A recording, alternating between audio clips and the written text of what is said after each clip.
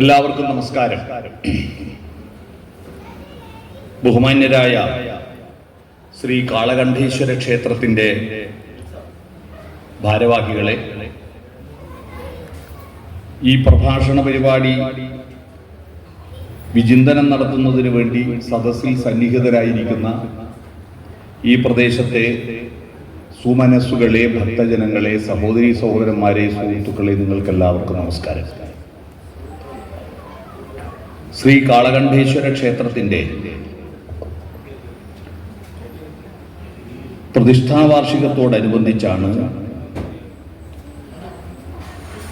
ധനു 25 മുതൽ മകരം 5 വരെ ഈ ക്ഷേത്രത്തിൽ വിവിധ പരിപാടികൾ, മുരുക്കുമ്പുഴ ക്ഷേത്രത്തിൽ പല പരിപാടികൾ നടക്കുന്നത്. ഈ പരിപാടി നടക്കുന്ന സമയം ശിവനെ സംബന്ധിച്ചും പ്രകൃതിയെ സംബന്ധിച്ചും വളരെ പ്രധാനപ്പെട്ട സമയമാണ്. മകരസംക്രമം, സൂര്യൻ അയനം മാറുന്നൊരു കാലഘട്ടമാണ്. മകരസംക്രമമാണ്. രണ്ടാമത്തത്, ഇന്ന് നക്ഷത്രം രോഹിണിയാണ്. നാളെ മകേര്യം, മറ്റന്നാൾ ശിവന്റെ ജന്മദിനമായിട്ടാണ് പറയുന്നത്. ധനുമാസത്തിലെ തിരുവാതിരയാണ് ശിവന്റെ ജന്മദിനം. അപ്പൊ തിരുവാതിര മഹോത്സവം ലോകത്തെല്ലായിടത്തും, രാജ്യത്തെല്ലായിടത്തും നടന്നുകൊണ്ടിരിക്കുന്ന ഒരു സമയമാണ്. അത്തരത്തിൽ വളരെ ഉചിതമായ ഒരു സമയത്താണ് ഈ ക്ഷേത്രത്തിന്റെ ഉത്സവം നടക്കുന്നത്. ഈ ഉത്സവത്തോടനുബന്ധിച്ച് ഒരുപാട് ആചാരങ്ങളും അനുഷ്ഠാനങ്ങളും പൂജകളും ഹോമങ്ങളും മന്ത്രങ്ങളും താന്ത്രിക വിദ്യകളും പ്രദക്ഷിണങ്ങളും ഒക്കെ നടക്കുന്നു. അതൊക്കെ നടക്കുമ്പോൾ ഈ നടത്തുന്നതിൻ്റെ എല്ലാം ലക്ഷ്യം ആരിലേക്കാണ് എന്ന് ബോധ്യപ്പെടുത്താനാണ് ഞാനിപ്പോൾ ഇവിടെ വന്നത്. ഇതൊക്കെ ആർക്കാണ് ലക്ഷ്യം വെക്കുന്നത്? എൻ്റെ പ്രഭാഷണത്തിലൂടെ പേര് കൊടുത്തിരിക്കുന്ന ആത്മീയ പ്രഭാഷണമാണ്. അതെന്താന്ന് എനിക്ക് വലിയ പിടിയില്ല. ഇത് ലക്ഷ്യം വെച്ചിരിക്കുന്നത് ആത്മത്തിലേക്കാണ്. എന്താ ഈ ആത്മഹത്യ എന്നുള്ള വാക്ക് നമ്മൾ സ്ഥിരം കേട്ടിട്ടുണ്ടാവും. ആത്മം എന്ന് പറഞ്ഞാൽ അവനവൻ എന്നാണ്. അവനവനെ കൊല്ലുന്നതിനാണ് ആത്മഹത്യ എന്ന് പറയുക. ചില ആളുകൾ പറയാറുണ്ട് സ്വയം ആത്മഹത്യ ചെയ്തു. സ്വയം ആത്മഹത്യ ചെയ്യണ്ട. സ്വയം ചെയ്യുന്നതിനെയാണ് ആത്മഹത്യ എന്ന് പറയുക. സ്വയം ആത്മഹത്യ ചെയ്യണ്ട, വീണ്ടും പുനഃപരിശോധിക്കുക എന്ന് പറയുന്നില്ല. പുനഃപരിശോധിക്കുക എന്ന് പറഞ്ഞാൽ വീണ്ടും പരിശോധിക്കുക എന്ന്. അപ്പോൾ വീണ്ടും പുനഃപരിശോധിക്കുക എന്ന് പറഞ്ഞാൽ പുനഃപരിശോധിക്കുക എന്ന്. അതുപോലെയാണ് സ്വയം ആത്മഹത്യ. സ്വയം അവനവനിലേക്ക് താൻ എന്താണെന്നും താൻ എങ്ങനെയാണെന്നുള്ള തിരിച്ചറിവിലേക്ക് പോകാനാണ് എല്ലാ പ്രാർത്ഥനകളും ഉണ്ടാവുന്നത്. ഇത് അവനവനെ തിരിച്ചറിയുന്ന ഒരേ ഒരു ജീവി മനുഷ്യൻ. അറിയാം,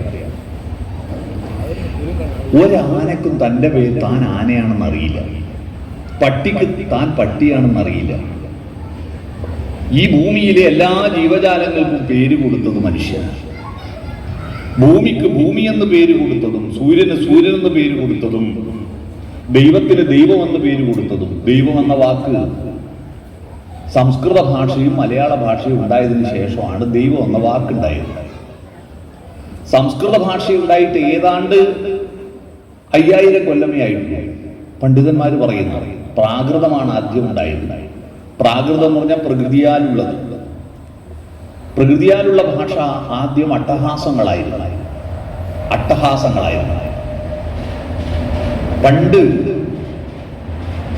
ഇതിഹാസങ്ങൾ ജനിക്കും മുമ്പേ ഈശ്വരൻ ജനിക്കും മുമ്പേ എന്നൊരു പഴയ സിനിമ പാട്ട് ഓർമ്മയുണ്ട്. 3 ലക്ഷം വർഷം ഉള്ളൊരു കഥ പറയാം. 3 ലക്ഷം വർഷം മുമ്പ് ഈ ഭൂമിയിൽ അമ്പലം ഉണ്ടായിരുന്നില്ല, പള്ളി ഉണ്ടായിരുന്നില്ല, പ്രാർത്ഥന ഉണ്ടായിരുന്നില്ല, മനുഷ്യന് ഭാഷയുണ്ടായിരുന്നില്ല, വസ്ത്രമുണ്ടായിരുന്നില്ല, വീടുണ്ടായിരുന്നില്ല, പാചകമുണ്ടായിരുന്നില്ല, കൃഷി ഉണ്ടായിരുന്നില്ല, ഒന്നും ഉണ്ടായിരുന്നില്ല. ഒരു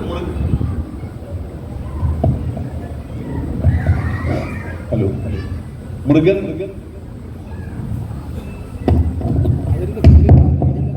മൃഗങ്ങളുടെ കൂട്ടത്തിൽ ഒന്നായിട്ട് മാത്രം നമ്മുടെ പൂർവികരുണ്ടായിരുന്നു.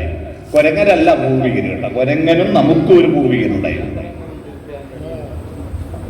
അപ്പൊ അങ്ങനെ ഒരു പൂർവികരുണ്ടായിരുന്ന കാലഘട്ടത്തിൽ മൃഗങ്ങളെ പോലെ രാവിലെ എഴുന്നേറ്റ് എന്താ ഭക്ഷണം കിട്ടുക, എവിടെയാ ഉറങ്ങുക, എങ്ങനെയാണ് വിസർജിക്കുക, ഇണചേരുക, ഈ 4 പണി മാത്രമേ ഉള്ളൂ. വേറെ ഒന്നുമില്ലല്ലോ, മൃഗങ്ങളിപ്പണിയല്ലോ. അങ്ങനെ നടന്നിരിക്കുന്ന കാലഘട്ടത്തിൽ ഒരു മതവും ഇല്ല, ഒരു ജാതിയുമില്ല. പക്ഷെ 2 ജാതിയാണ്. ഏതാ 2 ജാതി? ആണ് ജാതിയും പെണ്ണ് ജാതിയും. ഇവര് രാവിലെ എഴുന്നേറ്റ് ആ ഭക്ഷണം തേടി പോകുമ്പോൾ ഇടയ്ക്ക് പെണ്ണ് ജാതി ആണ് ജാതിയുടെ കൂടെ പോകാൻ പറ്റില്ല. എന്തുകൊണ്ടായിരിക്കും? കുഞ്ഞുണ്ണി മാഷ് ഒരു കവിത കേട്ടാൽ ഉത്തരം കിട്ടും. ആണിന്റെ അമ്മ പെണ്ണ്, പെണ്ണിന്റെ അമ്മയും പെണ്ണ്, ഇതെന്ത് നീതി, ഇതെന്ത് ന്യായം, ആണിനെ പറ്റതും പെണ്ണിനെ പറ്റതും പെണ്ണാണ്. അവൾക്കേ ഗർഭം ധരിക്കാൻ പറ്റൂ, അവൾക്കേ പ്രസവിക്കാൻ പറ്റൂ, അവൾക്കേ മുലയൂട്ടാൻ പറ്റൂ. അപ്പൊ ഗർഭിണിയായിരിക്കുമ്പോ കുഞ്ഞിനെ പ്രസവിച്ചിട്ട് മടിയിൽ വെച്ച് നടക്കുമ്പോൾ ഈ മരത്തിന്റെ മേലെ ഓടിക്കയറിയിട്ട് ഭക്ഷണം ശേഖരിക്കാനും മൃഗങ്ങളെ കൊന്നു തിന്നാനും മണ്ണ് കളച്ച് കിഴങ്ങുകൾ തിന്നാനും കഴിയില്ലല്ലോ. അതുകൊണ്ട് ഈ പെണ്ണിനെ ഏതെങ്കിലും ഗുഹേൻ്റെ ഉള്ളിൽ ഇരുത്തിയിട്ട് ബാക്കി കാട്ടാളന്മാർ ഭക്ഷണം ശേഖരിക്കാൻ പോകും. ശേഖരിച്ചിട്ട് കിട്ടിയ ഭക്ഷണം അവർ തിന്നാൻ കഴിച്ച് ബാക്കിയുണ്ടെങ്കിൽ ഇവർക്ക് കൊണ്ടു കൊടുക്കും. അവൾ കൊടുത്താൽ അവരത് തിന്നുമ്പോൾ ഒരു പ്രശ്നം, ഇതിൻ്റെ അകത്തൊരു കുരു ഉണ്ടല്ലോ, പഴങ്ങളുടെ അകത്തൊരു കുരു ഉണ്ടല്ലോ. ഈ കുരു പല്ലിനും പിടിക്കാത്തതും രുചിയില്ലാത്തതുമാണ്. അതുകൊണ്ട് കുരു എന്താ നമ്മൾ ചെയ്യാം? ഒരു ഈത്തപ്പഴം തിന്നുമ്പോൾ കുരു തൊപ്പിക്കളില്ല, അല്ലെങ്കിൽ ഈ കുരുവും തൊലിയും ഗുഹക്ക് പുറത്തേക്ക് വലിച്ചെറിയും. അന്ന് ചവിട്ടുമ്പോൾ തുറക്കുന്ന മൂടിയുള്ള പാത്രം ഇല്ലല്ലോ, ചവിട്ടുമ്പോൾ തുറക്കുന്ന മൂടിയുള്ള പാത്രം ഇല്ലല്ലോ, ഒരു അല്ലേ, വലിച്ചെറിയും. അങ്ങനെ വലിച്ചെറിഞ്ഞിട്ട് അടുത്ത ഭക്ഷണം വരുന്നുണ്ടോ എന്ന് ഗുഹാമുഖത്തേക്ക് നോക്കിയിരിക്കുക. അങ്ങനെ നോക്കിയിരിക്കുമ്പോൾ പുറത്ത് മഴ പെയ്യുന്നു. മഴ പെയ്തിട്ട് ഇവൾ പുറത്തേക്ക് എറിഞ്ഞ ആ കുരു കുതിർന്നിട്ട് അതിനകത്തു നിന്ന് KM മാണി സാറിൻ്റെ ചിഹ്നം പൊങ്ങി വന്നു. എന്താ? 2 ഇല. 2 ഇല പൊങ്ങി വന്നു. 2 ഇല, പിന്നെ 4 ഇല, 8 ഇലയാകുമ്പോൾ ഇവൾ ആ ഇലയെ തന്നെ സൂക്ഷിച്ചു നോക്കുക. നിങ്ങൾ ശ്രദ്ധിക്കേണ്ടത്, അന്ന് അവർക്ക് ഇൻസ്റ്റഗ്രാം നോക്കണ്ട, വാട്സപ്പ് നോക്കണ്ട, ഫേസ്ബുക്ക് നോക്കണ്ട, ഒന്നും വേണ്ട. ഉണ്ടോ? ഒരു പണിയില്ല. അടിച്ചു വാരേണ്ട, ഭക്ഷണം പാചകം ചെയ്യേണ്ട, പാത്രം കഴുകേണ്ട, വസ്ത്രം അലക്കേണ്ട, ഒരു പണിയില്ല. എന്തൊരു സുഖമായിരുന്നു അല്ലേ? അപ്പൊ 12 മണിക്കൂർ അന്നും പകലിന് ഇതേ സമയം ഉണ്ടായിരുന്നു. ആ 12 മണിക്കൂറിനായിട്ട് 12ആയി മുറിച്ചിട്ടില്ലാന്നേ ഉള്ളൂ, സമയം അത്ര തന്നെ ഉണ്ടല്ലോ. അപ്പൊ അവൾ ഇതിങ്ങനെ സൂക്ഷിച്ചു നോക്കുമ്പോഴാണ് ആദ്യത്തെ ഐഡിയ ഉണ്ടായത്. ആദ്യത്തെ ഐഡിയ എന്താ ഉണ്ടായത്? ഏത് വൃക്ഷത്തിൽ നിന്നാണോ, ഏത് വള്ളിയിൽ നിന്നാണോ, ഏത് ചെടിയിൽ നിന്നാണോ ഈ പഴം പറിച്ചെടുത്തത്, അതേ വൃക്ഷത്തിൻ്റെ, ചെടിയുടെ, മരത്തിൻ്റെ ഇലയാണ് ഈ കുരുവിനകത്ത് നിന്ന് പുറത്തു വരുന്നത്. ആ ഇലയും ഈ ഇലയും ഒന്ന് തന്നെ. അപ്പോൾ കുരുവിനകത്ത് മരം ഉണ്ടാവും, ചെടിയുണ്ട് എന്നറിവാണ് ആദ്യത്തെ അറിവ്. നട്ട മുളക്കും. ഈ അറിവിൻ്റെ ഒരു പ്രശ്നം എന്താണെന്നറിയാം? അറിവിൻ്റെ ഒരു പ്രശ്നം, അറിവിന് അക്ഷരത്തിലല്ലല്ലോ അറിവ്. അക്ഷരം പിന്നെ ഉണ്ടായിരുന്നു. ഇവിടെ അക്ഷരപ്രതിഷ്ഠയാണല്ലോ. അതിനെപ്പറ്റി ഞാൻ വിശദമായി പറയാം. അക്ഷരത്തെക്കുറിച്ചാണ് ഞാൻ, അക്ഷരവും ദൈവവും തമ്മിലുള്ള ബന്ധത്തെക്കുറിച്ചാണ് ഞാനിന്നിവിടെ പ്രസംഗിക്കാൻ പോകുന്നത്. അറിവ് പരാപശ്യന്തി മധ്യമ വൈഖരി, 4 ഘട്ടങ്ങളിലായിട്ടാണ് നമ്മൾ ഇന്ന് പുറത്തു വരുന്നത്. അന്ന് പശ്യന്തിയും മധ്യമം വൈഖരിയും ഇല്ല, പരയുണ്ട്, ചിന്തയുണ്ട്. എന്ന് പറഞ്ഞാൽ ഒരു പശുവിന് മൂത്രയിക്കണമെന്ന് തോന്നുന്നത് ഏതെങ്കിലും ഭാഷയിലാണ്? ആ തോന്നുന്നത് പരയാണ്. ജനിച്ച ഉടനെയുള്ളൊരു കുട്ടിക്ക് വിശക്കുന്നു എന്ന് തോന്നില്ലേ? അമ്മിഞ്ഞ വേണമെന്ന് തോന്നുന്നത് അമ്മിഞ്ഞ എന്ന വാക്കിലൂടെയോ വിശക്കുന്നു എന്നുള്ള വാക്കിലൂടെയല്ല, മനസ്സിൽ തോന്നുന്നു. കുരുവിൻ്റെ അകത്ത് മരം ഉണ്ടാവും എന്ന തോന്നലുണ്ടായപ്പോൾ അതൊരറിവായിരുന്നു. ആദ്യത്തെ അറിവൊരു വെളിച്ചമാണ്. വിദ്യ എന്ന വാക്കിനർത്ഥം പ്രകാശമാണ്. അമരകോശത്തിൽ ഇടിമിന്നലിന്റെ പര്യായമാണ് വിദ്യുത്ത്, തടിത്ത്, സൗമിനി, സൗദാമിനി. വിദ്യുത്ത് എന്ന് പറഞ്ഞാൽ പ്രകാശം എന്നാണ്. വിദ്യുത്ത് നമുക്ക് തരുന്ന ശക്തി, അതാണ് വിദ്യുത് ശക്തി. മനസ്സിലായോ? കരണ്ടിന്റെ മലയാളം. വിദ്യ എന്ന് പറയുന്നത് പ്രകാശമാണ്. പ്രകാശത്തിന്റെ ഒരു പ്രശ്നം, നിങ്ങളുടെ വീട്ടുവരാന്തയിൽ ഒരു ബൾബിട്ടാൽ ആ പ്രകാശത്തിന് നിങ്ങളുടെ വീട്ടിന്റെ മതിലിനപ്പുറത്ത് പോകരുതെന്ന് പറഞ്ഞാൽ നോക്കൂല. അതിനാവുന്നത്ര തീവ്രതയുള്ളിടത്തോളം ദൂരം അത് പോകും. പ്രകാശം അങ്ങനെയാണ്, അത് വമിച്ചുകൊണ്ടിരിക്കും. വിദ്യ അങ്ങനെയാണ്. എന്തെങ്കിലും ഒരു കാര്യം നമ്മൾ അറിഞ്ഞാൽ, ഒരു സന്തോഷം ഉണ്ടായാൽ ചിരിക്കും, സങ്കടം ഉണ്ടായാൽ കരയും, രഹസ്യം പറഞ്ഞാൽ ആരോടും പറയും. ആരോടും പറയരുതെന്ന് പറഞ്ഞിട്ട് പ്രത്യേകമായി പറയും, അല്ലേ? രസതന്ത്രം എന്ന് പറയുന്ന ഒരു മോഹൻലാലിൻ്റെ സിനിമയുണ്ട്. അതിൽ മോഹൻലാലിൻ്റെ വീട്ടിൽ പണിക്ക് നിൽക്കുന്ന പയ്യൻ ആണല്ല പെണ്ണാണെന്ന സത്യം ആരറിഞ്ഞു? ഇന്നസെൻ്റ് അറിഞ്ഞു. ഇന്നസെൻറ്റിനോട് മോഹൻലാൽ പറഞ്ഞു, ഇതാരോടൊന്നും പറഞ്ഞിട്ട് കൊന്നുകളിഞ്ഞാൽ, ഇതാരോടും പറയാൻ പറ്റാഞ്ഞിട്ട് ഇയാൾ രാത്രിയിൽ ശ്വാസം മുട്ടി കളിക്കുന്ന ഒരു കളിയും കണ്ടിട്ടുണ്ടാകും. അത് ഇന്നസെൻറ്റിൻ്റെ കുഴപ്പമല്ല, അറിവിൻ്റെ പ്രശ്നമാണ്. അറിവുണ്ടായി അത് ആരോടും ഒന്നും പറയണം. മനസ്സിനകത്ത് കുരുവിനകത്ത് മരമുണ്ടാകും എന്ന് പറഞ്ഞാൽ ഭക്ഷണം ഉള്ളെടുത്ത് പോയി തിന്നണ്ട, നമ്മൾ ഉള്ളെടുത്ത് ഭക്ഷണം ഉണ്ടാക്കാം എന്നറിവാണ്. ആ അറിവ് തൻ്റെ കൂട്ടുകാരെ അറിയിക്കാൻ വേണ്ടിയിട്ടാണ് ആദ്യത്തെ ആശയവിനിമയം ഉണ്ടായത്. അപ്പൊ ഇവക്ക് എന്തോ ഒരു അപകടം പറ്റിയെന്ന് കരുതിയിട്ട് 4 കാമൂലക്കുന്ന കാട്ടാളന്മാര് ഓഹോ ഓടി വന്നപ്പോ ഇവക്കിത് പറഞ്ഞ് ബോധ്യപ്പെടുത്താൻ കുരു മരം എന്നുള്ള വാക്കുണ്ടോ? ഇവളിത് ബോധ്യപ്പെടുത്താൻ വേണ്ടിപ്പെട്ട പാടത്രയാണ്. എത്ര ഒരു ദിവസവും 2 ദിവസവും 10 കൊല്ലം 100 കൊല്ലം ആയിരക്കണക്കിന് വർഷത്തിലൂടെയാണ് കുരുവിനകത്ത് മരമുണ്ടാവുന്നു, നട്ടാൽ മുളക്കുമെന്നും കൃഷി ചെയ്യാമെന്നുമുള്ള അറിവ് ഇവൾ മറ്റുള്ളവരോട് പറഞ്ഞു കൊടുക്കാൻ ഉള്ള ശ്രമത്തിൻ്റെ ഭാഗമായിട്ടാണ് ഭാഷയുണ്ടായത്. ഭാഷയുണ്ടായത് കേവലം അക്ഷരങ്ങളായിട്ടല്ല, ആംഗ്യങ്ങളായിട്ടാണ്. അങ്ങനെ ആംഗ്യങ്ങളാണ് ദൈവത്തോട് സംസാരിക്കാൻ തന്ത്രങ്ങൾ ഉണ്ടായത്. കണ്ടിട്ടുണ്ട്? ദൈവത്തോട് സംസാരിക്കാൻ ഹോമത്തിലെ മന്ത്രങ്ങൾ മാത്രം പോരാ, ദൈവത്തിന് ഭാഷ അറിയുന്നില്ലെങ്കിലോ അതുകൊണ്ട് ആ തന്ത്രങ്ങളിലൂടെ പല ഇതില്ലേ, കൈകൊണ്ട് കാണിക്കുന്ന ചടങ്ങുകളില്ലേ, അതാണ്. അതുകൊണ്ട് ആ തന്ത്രങ്ങൾ അറിയുന്നവനെ ആ തന്ത്രി എന്ന് പറയാം. നമ്മളിങ്ങനെ ആലോചിക്കുന്നു, മന്ത്രം അറിയുന്നവനെ തന്ത്രി എന്നും തന്ത്രം അറിയുന്നവനെ മന്ത്രി എന്നും എന്താ വിളിക്കണം? തന്ത്രം അറിയുന്ന ആളെ മന്ത്രി, മന്ത്രം അറിയുന്ന ആളെ തന്ത്രി. എന്താ അതിന്റെ തെറ്റിദ്ധാരണയായിപ്പോൾ മാറ്റിത്തരാം. മന്ത്രിക്ക് മന്ത്രി എന്ന് പേര് വരുന്നത് രാജാവിന്റെ ചെവിയിൽ രാജഭരണത്തിന്റെ രഹസ്യങ്ങൾ മന്ത്രിച്ചു കൊടുക്കുന്ന ആളാണ് മന്ത്രി. മനസ്സിലായോ? മന്ത്രിച്ചു കൊടുക്കുന്ന ആൾ. മനസ്സിന്റെ കാതിൽ രഹസ്യങ്ങൾ മന്ത്രിക്കും മധുവിധുരാത്രി, മന്ത്രിക്കും മധുവിധുരാത്രി. പഴയൊരു പാട്ടില്ലേ, മന്ത്രിച്ചു കൊടുക്കുന്നു. ദൈവത്തോട് ഭാഷയുടെ പരിമിതിക്കുള്ളിലല്ലാതെ വിശാലമായ അർത്ഥത്തിൽ കാര്യങ്ങൾ ബോധ്യപ്പെടുത്തുന്ന നിവേദനങ്ങൾ, സംഘടനകൾ അവതരിപ്പിക്കുന്ന ആളാണ്, തന്ത്രങ്ങൾ അറിയുന്നവരാണ് തന്ത്രി. അപ്പൊ ശരീരഭാഷ ഒരു പ്രധാന ഘടകമല്ലേ? ശരീരഭാഷ ഞങ്ങളൊക്കെ കോളേജിൽ പഠിക്കുന്ന കാലത്ത് കോളേജിന്റെ മുമ്പിലെ ബസ് സ്റ്റോപ്പ് അന്ന് കത്ത് കൊടുക്കാതെ പ്രേമിക്കും. ശരീരഭാഷ കണ്ണും കമ്പി അടിക്കും, തപ്പാല പീസ് എന്നാ പറയാം ബസ് സ്റ്റോപ്പിനെ. കണ്ണോണ്ടാ ഇങ്ങനെ അങ്ങോട്ട് പ്രേമിക്കുക, അല്ലേ? അതൊരു ശരീരഭാഷയാണ്. നമ്മളൊന്ന് കുനിയുന്നത്, നമസ്കരിക്കുന്നത് ശരീരഭാഷയാണ്, അല്ലേ? കാലുകൊണ്ട് നിലത്ത് വട്ടം വരക്കുന്ന ഒരു പ്രേമം ഉണ്ടായിരുന്നുണ്ടല്ലേ? ഇന്ന് കേവലം ഒരു ചിതയായി കത്തിയൊടുങ്ങിയ ജയചന്ദ്രൻ പാടിയ ഒരു പഴയ പാട്ടോർമ്മയുണ്ടോ നിങ്ങൾക്ക്? ഞാൻ അദ്ദേഹത്തെ പോയിട്ട് ആദരാഞ്ജലികൾ അർപ്പിച്ചിട്ടാണ് വരുന്നത്. അതുകൊണ്ടാണ് ഞാനിവിടെ വന്നിട്ട് കുളിച്ച ശേഷം ഇങ്ങോട്ട് കയറിയിട്ടുള്ളത്. പൂർണ്ണേന്ദുമുഖിയോടമ്പലത്തിൽ വച്ച് പൂജിച്ച ചന്ദനം ഞാൻ ചോദിച്ചു, കൺമണിയതു കേട്ടു നാണിച്ചു കാൽനഖം കൊണ്ടൊരു വരച്ചു. നിലത്ത് വട്ടം വരക്കുകയായിരുന്നു. അങ്ങനെയായിരുന്നു പ്രണയം പ്രകടിപ്പിക്കൽ. ഈ വാട്സപ്പിൽ മെസ്സേജൊന്നും അല്ല. ഇന്ന് വട്ടം വരക്കുന്ന ഒരു കാമുകില്ല, വേറെ കാര്യം. ശരീരഭാഷ ഒരു ഭാഷയാണ്. അങ്ങനെ ശരീരഭാഷയിലൂടെ, ആംഗ്യങ്ങളിലൂടെ, വിവിധ ശബ്ദങ്ങളിലൂടെ ഈ കാര്യങ്ങൾ ബോധ്യപ്പെടുത്തി. ബോധ്യപ്പെടുത്തിയപ്പോഴാണ് മനുഷ്യനിലേക്കുള്ള മാറ്റമുണ്ടായത്.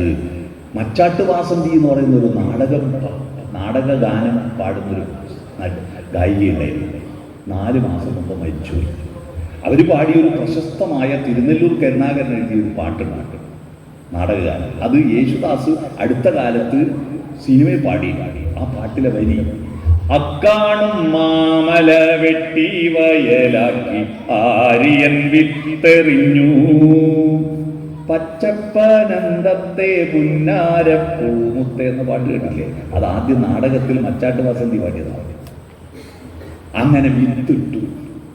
ഇത് ബോധ്യമായപ്പോൾ വിത്തിട്ടപ്പോഴാണ് എത്തിയെടുത്ത് കിടക്കുവാണെന്ന് നടക്കും. വീടില്ല, വീടിന് അതിരില്ല, വസ്തുവിന് ആധാരമില്ല, ഒന്നുമില്ലാതെ എവിടെയാണോ വീണയിടം വിഷ്ണുലോകമായി നടക്കുന്നവൻ വിത്തിട്ടപ്പോൾ ആദ്യമായിട്ട് അവൻ സ്ഥിരവാസം ആരംഭിച്ചു. കാരണം ഇത് മുളച്ചാൽ പൂക്കുവോ പൂത്താൽ കായ്ക്കുവോ എന്നറിയാൻ വേണ്ടി സ്ഥിരവാസമാക്കിയപ്പോഴാണ് മഴ കൊള്ളാതെ വെയിൽ കൊള്ളാതെ മേൽക്കൂര ഉണ്ടാക്കിയത്.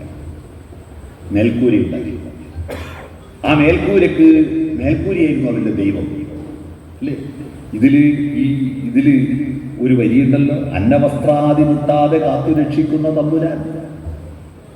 മഴ കൊള്ളാതെ വെയിൽ കൊള്ളാതെ കാത്തുരക്ഷിക്കുന്ന തമ്പുരാൻ ദൈവമായിരുന്നു. വേദങ്ങളിലെ ഒരു പ്രാർത്ഥന, ഹേ ശാലേ ഞങ്ങളുടെ പശുക്കളെ ക്രൂരമൃഗങ്ങളിൽ നിന്ന് രക്ഷിക്കണമേ, ഹേ ശാലേ ഞങ്ങളുടെ കൃഷിയെ കൊടും വരൾച്ചയിൽ നിന്നും അതിവർഷത്തിൽ നിന്നും രക്ഷിക്കണമേ എന്നാണ്.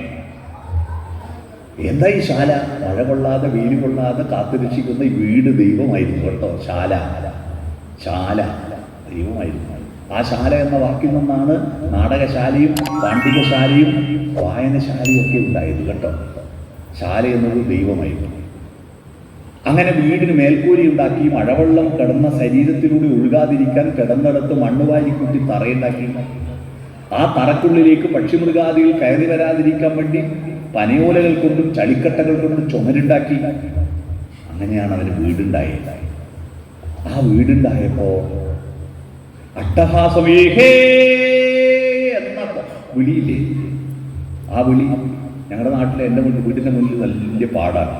പാടത്തിൻ്റെ അപ്പുറത്തൊരു വലിയ കുന്നുണ്ട്. ആ കുന്നിൻ്റെ മേലാണ് ജാനകി എന്ന് പറഞ്ഞ സ്ത്രീ. ആ ജാനകി എന്ന് പറഞ്ഞാൽ നല്ല കൃഷിപ്പണി ചെയ്യുന്ന സ്ത്രീയാണ്. എൻ്റെ വീടിൻ്റെ വലതുവശത്താണ് ശ്രീദേവി എന്ന ചിരുതൈ. ശ്രീദേവിനെ നമ്മൾ ചിരുതൈ എന്ന് വിളിക്കും. ചിരുതൈ താമസിക്കാം. അപ്പൊ പണിയുണ്ടെങ്കിൽ ചിരുതൈ വന്നിട്ട് ഒരു വിളിയുണ്ട് എൻ്റെ വീട്ടിൻ്റെ മുറ്റത്ത് നിന്നിട്ട്, ജാനുവേ ഒരു വിളിയാണ്. ഞങ്ങൾക്ക് രാവിലെ ആ ചൊല്ലി വിളി. അപ്പോൾ ഈ എക്കോ കേട്ട് നമ്മൾ ഈ കുന്ത്രാണ്ടം വെച്ചിട്ടൊന്നുമല്ല, അത് കുന്നിന് പോയിട്ട് റിഫ്ലക്റ്റ് ചെയ്യുക. ജാനുവേ എന്ന് കേൾക്കാം. ഇത് രസമായിരുന്നു. ഈ വിളി തമാശ കളിയല്ല. ദേവരാജ മാഷ് ഇതിനെ കുറിച്ചൊരു പാട്ടുണ്ടാക്കിയിട്ടുണ്ട് ഈ വിളിയെ കൊണ്ട് കേട്ടോ. ഒരു പാട്ടില്ലേ, ഒന്നാം മാനം പൂമാനം, പിന്നത്തെ മാനം പൊന്മാനം, പൂമാനത്തിനും പൊന്മാനത്തിനും മീതേ ഭൂമി പെണ്ണിന്റെ വേളിച്ച് റുക്കന്റെ തോണി എന്ന പാട്ടിൽ സ്വർണ്ണക്കോടി മരം നട്ടു പീഡിപ്പിച്ച പൊന്നമ്പലത്തിന്റെ മുറ്റത്തു വച്ചോ ജാനുവേ. അത് മനസ്സിലായോ? അതാ അങ്ങനെ ആ വിളി ദൂരെയുള്ള ആളെ വിളിക്കുന്നത് അടുത്തിരുന്നപ്പോ, ദൂരെയല്ലേ, അടുത്തിരുന്നപ്പോ ഒച്ച വെക്കാൻ തുടങ്ങാം, മെല്ലെ പറയാൻ തുടങ്ങാം. 2 ശബ്ദം ഉണ്ടായി. മനസ്സിലായോ? ശബ്ദം 2 ആയി. വലിയ ശബ്ദത്തെ ഇന്ന് സംഗീതത്തിൽ പറയും ഉദാത്തം എന്ന്. താഴ്ന്ന ശബ്ദത്തെ അനുദാത്തം എന്ന് പറയും. അത് ഞാൻ ഉദാഹരണം പറയാം.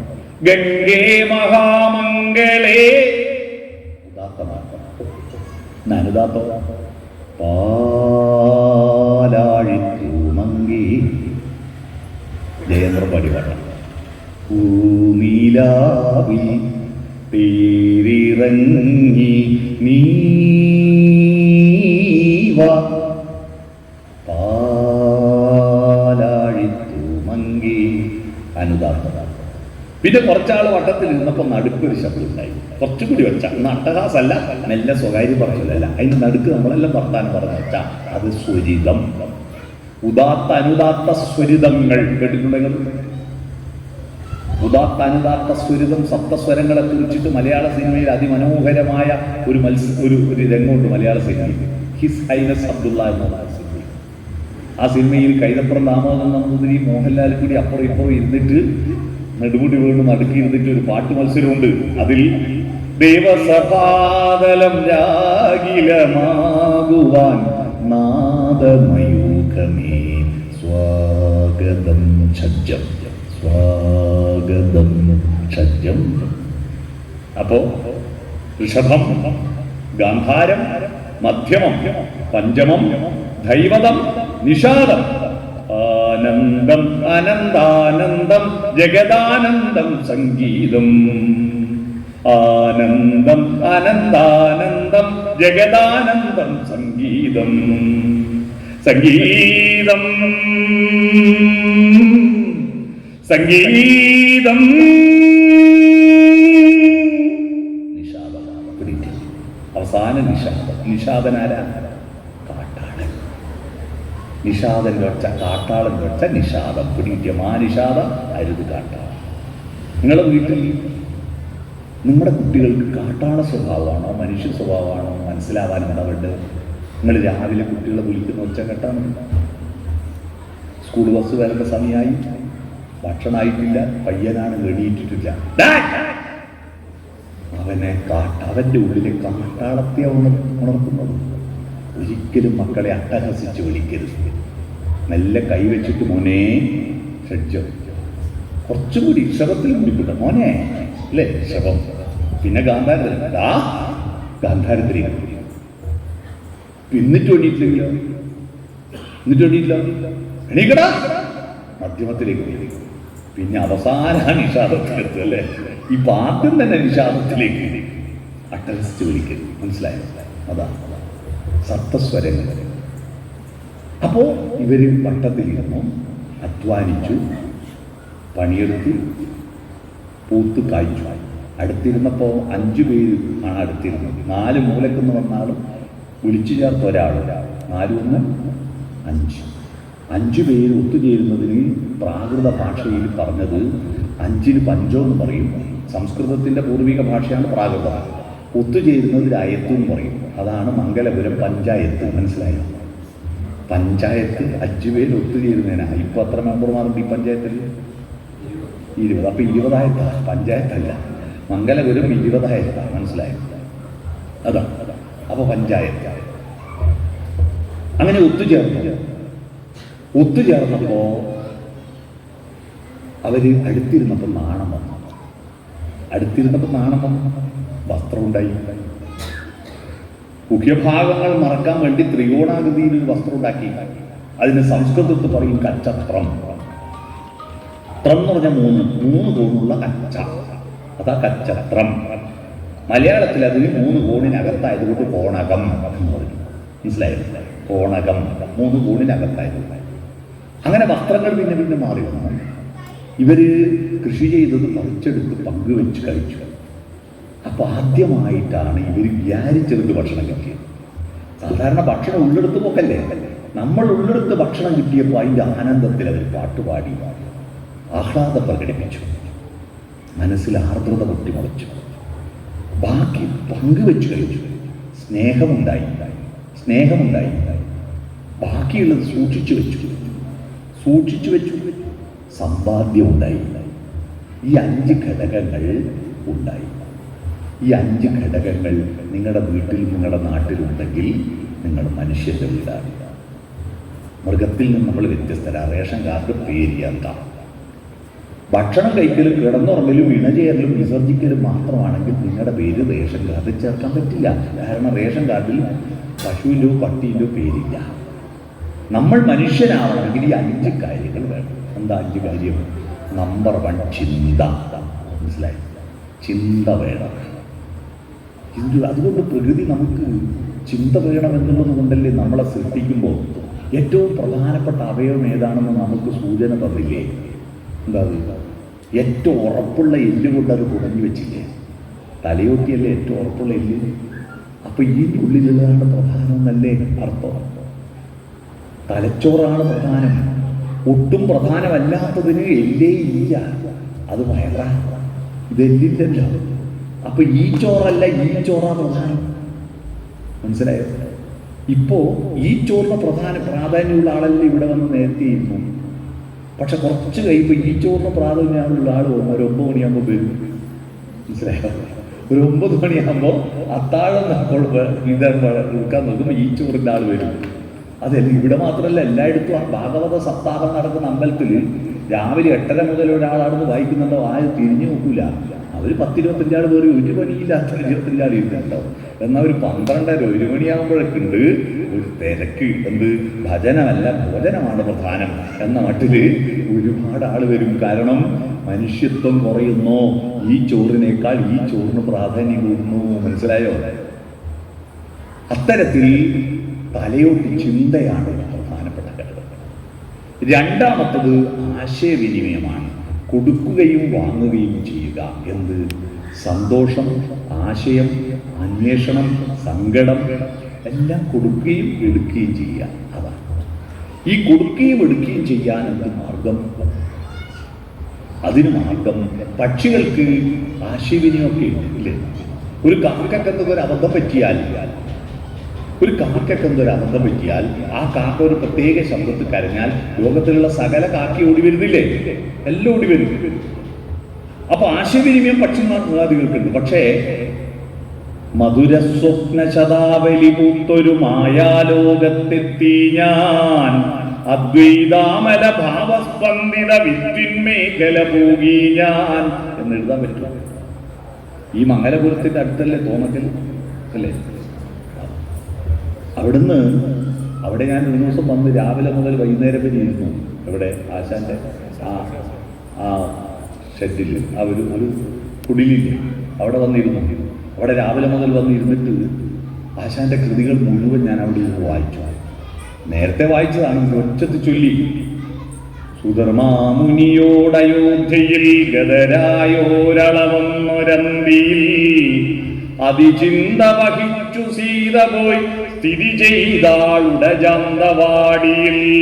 രവി പോയി മറഞ്ഞതും സ്വയം ഭുവനം ചന്ദ്രികയാൽ നിറഞ്ഞതും അവനീശ്വരി ഓർത്തതില്ല പോന്നവിടെത്താൻ തനിയയിരിപ്പതും. ഇതെല്ലാം പറയാൻ പക്ഷിമൃഗാദികൾക്കുണ്ടോ ആശയം? നമ്മുടെ മനസ്സിലുള്ള ആനന്ദവും സന്തോഷവും മല്ലികാബാണൻ തന്റെ വില്ലെടുക്കും.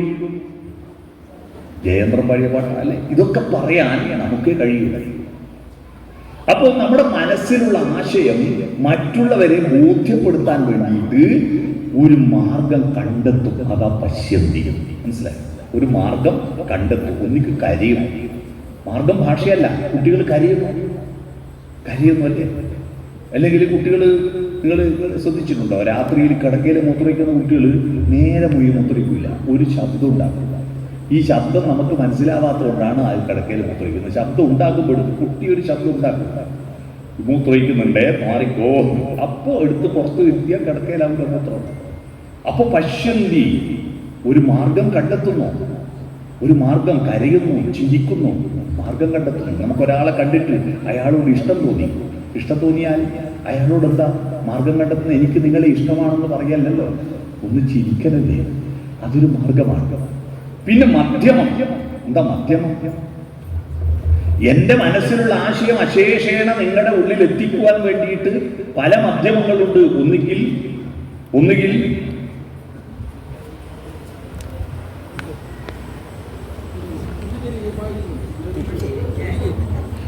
ഞാനൊന്നും പറഞ്ഞിട്ടില്ലല്ലോ. അയാൾ എണീക്കുകയും ചെയ്തില്ല. ഇതൊരു മധ്യമമാണ്. മനസ്സിലായി? ഇതൊരു മധ്യമമാണ്. പിടികിട്ടിയോ? ഇതൊരു മധ്യമമാണ് എന്ന് പറഞ്ഞാൽ ഭാഷ മാത്രമല്ല മധ്യമം.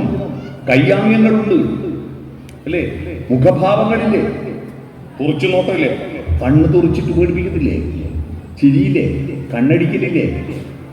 മധ്യമമാണ്. പക്ഷേ അത് പൂർണ്ണതയിലെത്തിയത് വൈഖരി ഉണ്ടാകുമ്പോഴാണ്.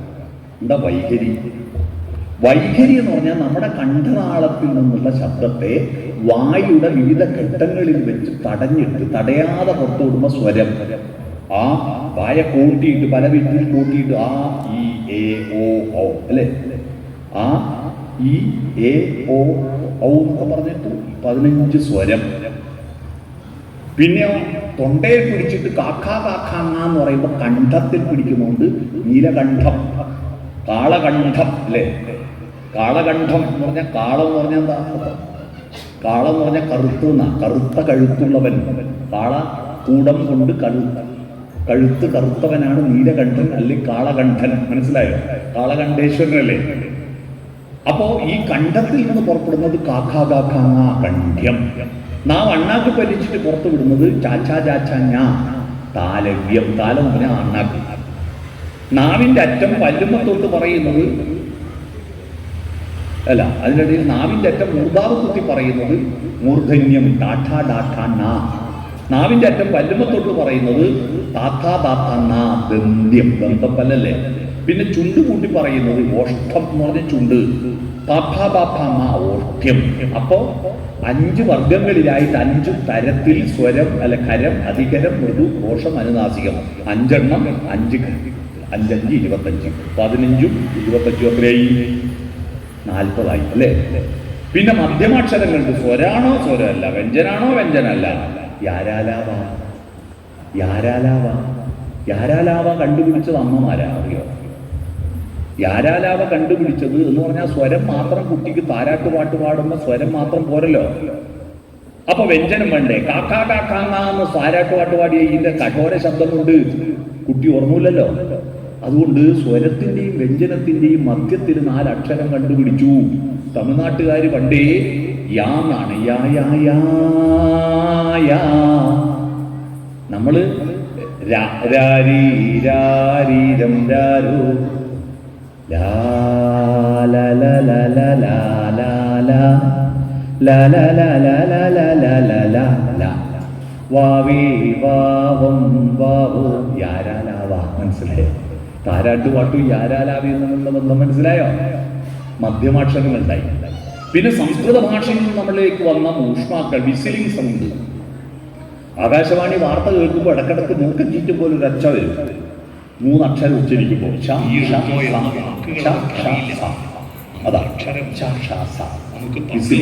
ഊഷ്മാക്കൾ എന്ന് പറയും. അപ്പൊ നേരത്തെ 40, 44, ഊഷ്മാക്കൾ 3, 47. പിന്നെ ഒരു മഹാപ്രാണമുണ്ട്. ഗ എന്ന അക്ഷരത്തെ ഖ ആക്കുന്നത്, ഗ എന്ന അക്ഷരത്തെ ഘ ആക്കുന്നത് അടിവയറ്റിൽ നിന്ന് മേലോട്ടുയരുന്ന ഒരു മഹാപ്രാണമാണ്. ഈ മഹാപ്രാണം മൂലാധാര ചക്രത്തിൽ നിന്ന് പുറത്തു വന്നിട്ട് നാവിൻ്റെ അറ്റത്തിരിക്കുന്ന വികട സരസ്വതിയെ പുറത്തേക്ക് തള്ളാൻ വേണ്ടിയിട്ട് ഒരു സൂത്രം പറഞ്ഞാൽ അതിന് നിങ്ങൾക്ക് അറിയാമോ? നമ്മുടെ നാവുമ്മൽ ഇങ്ങനെ ഓരോ ആളെ കുറ്റം പറയാനും ഓരോ ആളെ ചീത്ത പറയാനും ഒരു ചൊറിച്ചിലുണ്ടാവില്ലേ? ഒരാളോട് ഒരു തോന്നിയാസം പറയാത്ത മനുഷ്യൻ പോലും സ്വന്തം ഒറ്റയ്ക്ക് ഇരുന്നിട്ട് ചൊറി പറയും കേട്ടോ. അതൊരു സൂക്കേടാണ്. ആരോട് ഒരു തെറ്റായ വാക്ക് പറയാത്ത മനുഷ്യൻ പോലും മനസ്സിൽ തെറി പറയും. നാവിന്റെ തുമ്പത്ത് വികട സരസ്വതി ഉണ്ട്. ആ വികട സരസ്വതിയെ പുറത്താക്കാൻ ഈ മഹാപ്രാണം വേണം. വികട സരസ്വതിയെ രാ എന്ന അക്ഷരത്തിലാ. ഇരുട്ടല്ലേ? രാ എന്ന് പറഞ്ഞ ഇരുട്ടല്ലേ? രാവ്, രാത്രി, രാ. അപ്പോ ഹ വന്നിട്ട് രായെ തള്ളി പുറത്തേക്ക് കളയുന്ന ഒരു പ്രക്രിയ ഉണ്ട്, അറിയാമോ? ഹ വന്നിട്ട് മഹാപ്രാണം വന്നിട്ട് യഥാർത്ഥത്തിൽ നമ്മുടെ സത്തായിരിക്കുന്ന മഹാപ്രാണം വന്നിട്ട് രാ എന്ന വികട സരസ്വതിയെ പുറത്താക്കുന്ന ഒരു പ്രക്രിയയാണ് ഹരേ എന്ന് പറയുന്നത്. മനസ്സിലായി? ഹരേ. അടുത്ത് രാമ. എന്ത് രാമ? രാമ രാമ എന്ന് ജപിക്കുന്നതിനാ? രാമ രാമ എന്ന് ജപിക്കുന്നത് ശ്രീരാമനെയാണോ? കാരണം ശ്രീരാമന്റെ കഥ എഴുതുന്നതിന് മുമ്പ് രാമരാമ എന്ന് ജപിച്ചിരുന്നു ആര്? വാൽമീകി. വാൽമീകി രാമരാമ എന്ന് ജപിക്കുമ്പോൾ രാമായണം എഴുതിയിരുന്നോ? ഇല്ലല്ലോ. അപ്പൊ ഏത് രാമനാ? രാജബ്ദോച്ചാരണ മാത്രേണ മുഖാൻ നിര്യന്തി പാതക പുനഃപ്രവേശം ഹീവ്യാജ മകാരച്ച കവാടവേൽ. എന്നുച്ചരിക്കും വേളയിൽ എല്ലാ പാപങ്ങളും പുറത്തു പോകുന്നു. പുറത്തുപോയ പാപങ്ങൾ തിരിച്ചകത്ത് പ്രവേശിക്കാതിരിക്കാൻ മ എന്ന് വായപൂട്ടുന്നു. മനസ്സിലായോ? രാമ രാമ എന്ന മന്ത്രത്തിന്റെ അർത്ഥം മനസ്സിലായോ? അപ്പൊ ഹരേ രാമ പ്രീതിയാണ്. ഇതെല്ലാം ഈ അക്ഷരത്തിലുള്ളത്. ഓരോ അക്ഷരത്തിനും ഇവിടെ അക്ഷരപ്രതിഷ്ഠ നടത്തി എന്ന് പറഞ്ഞില്ലേ?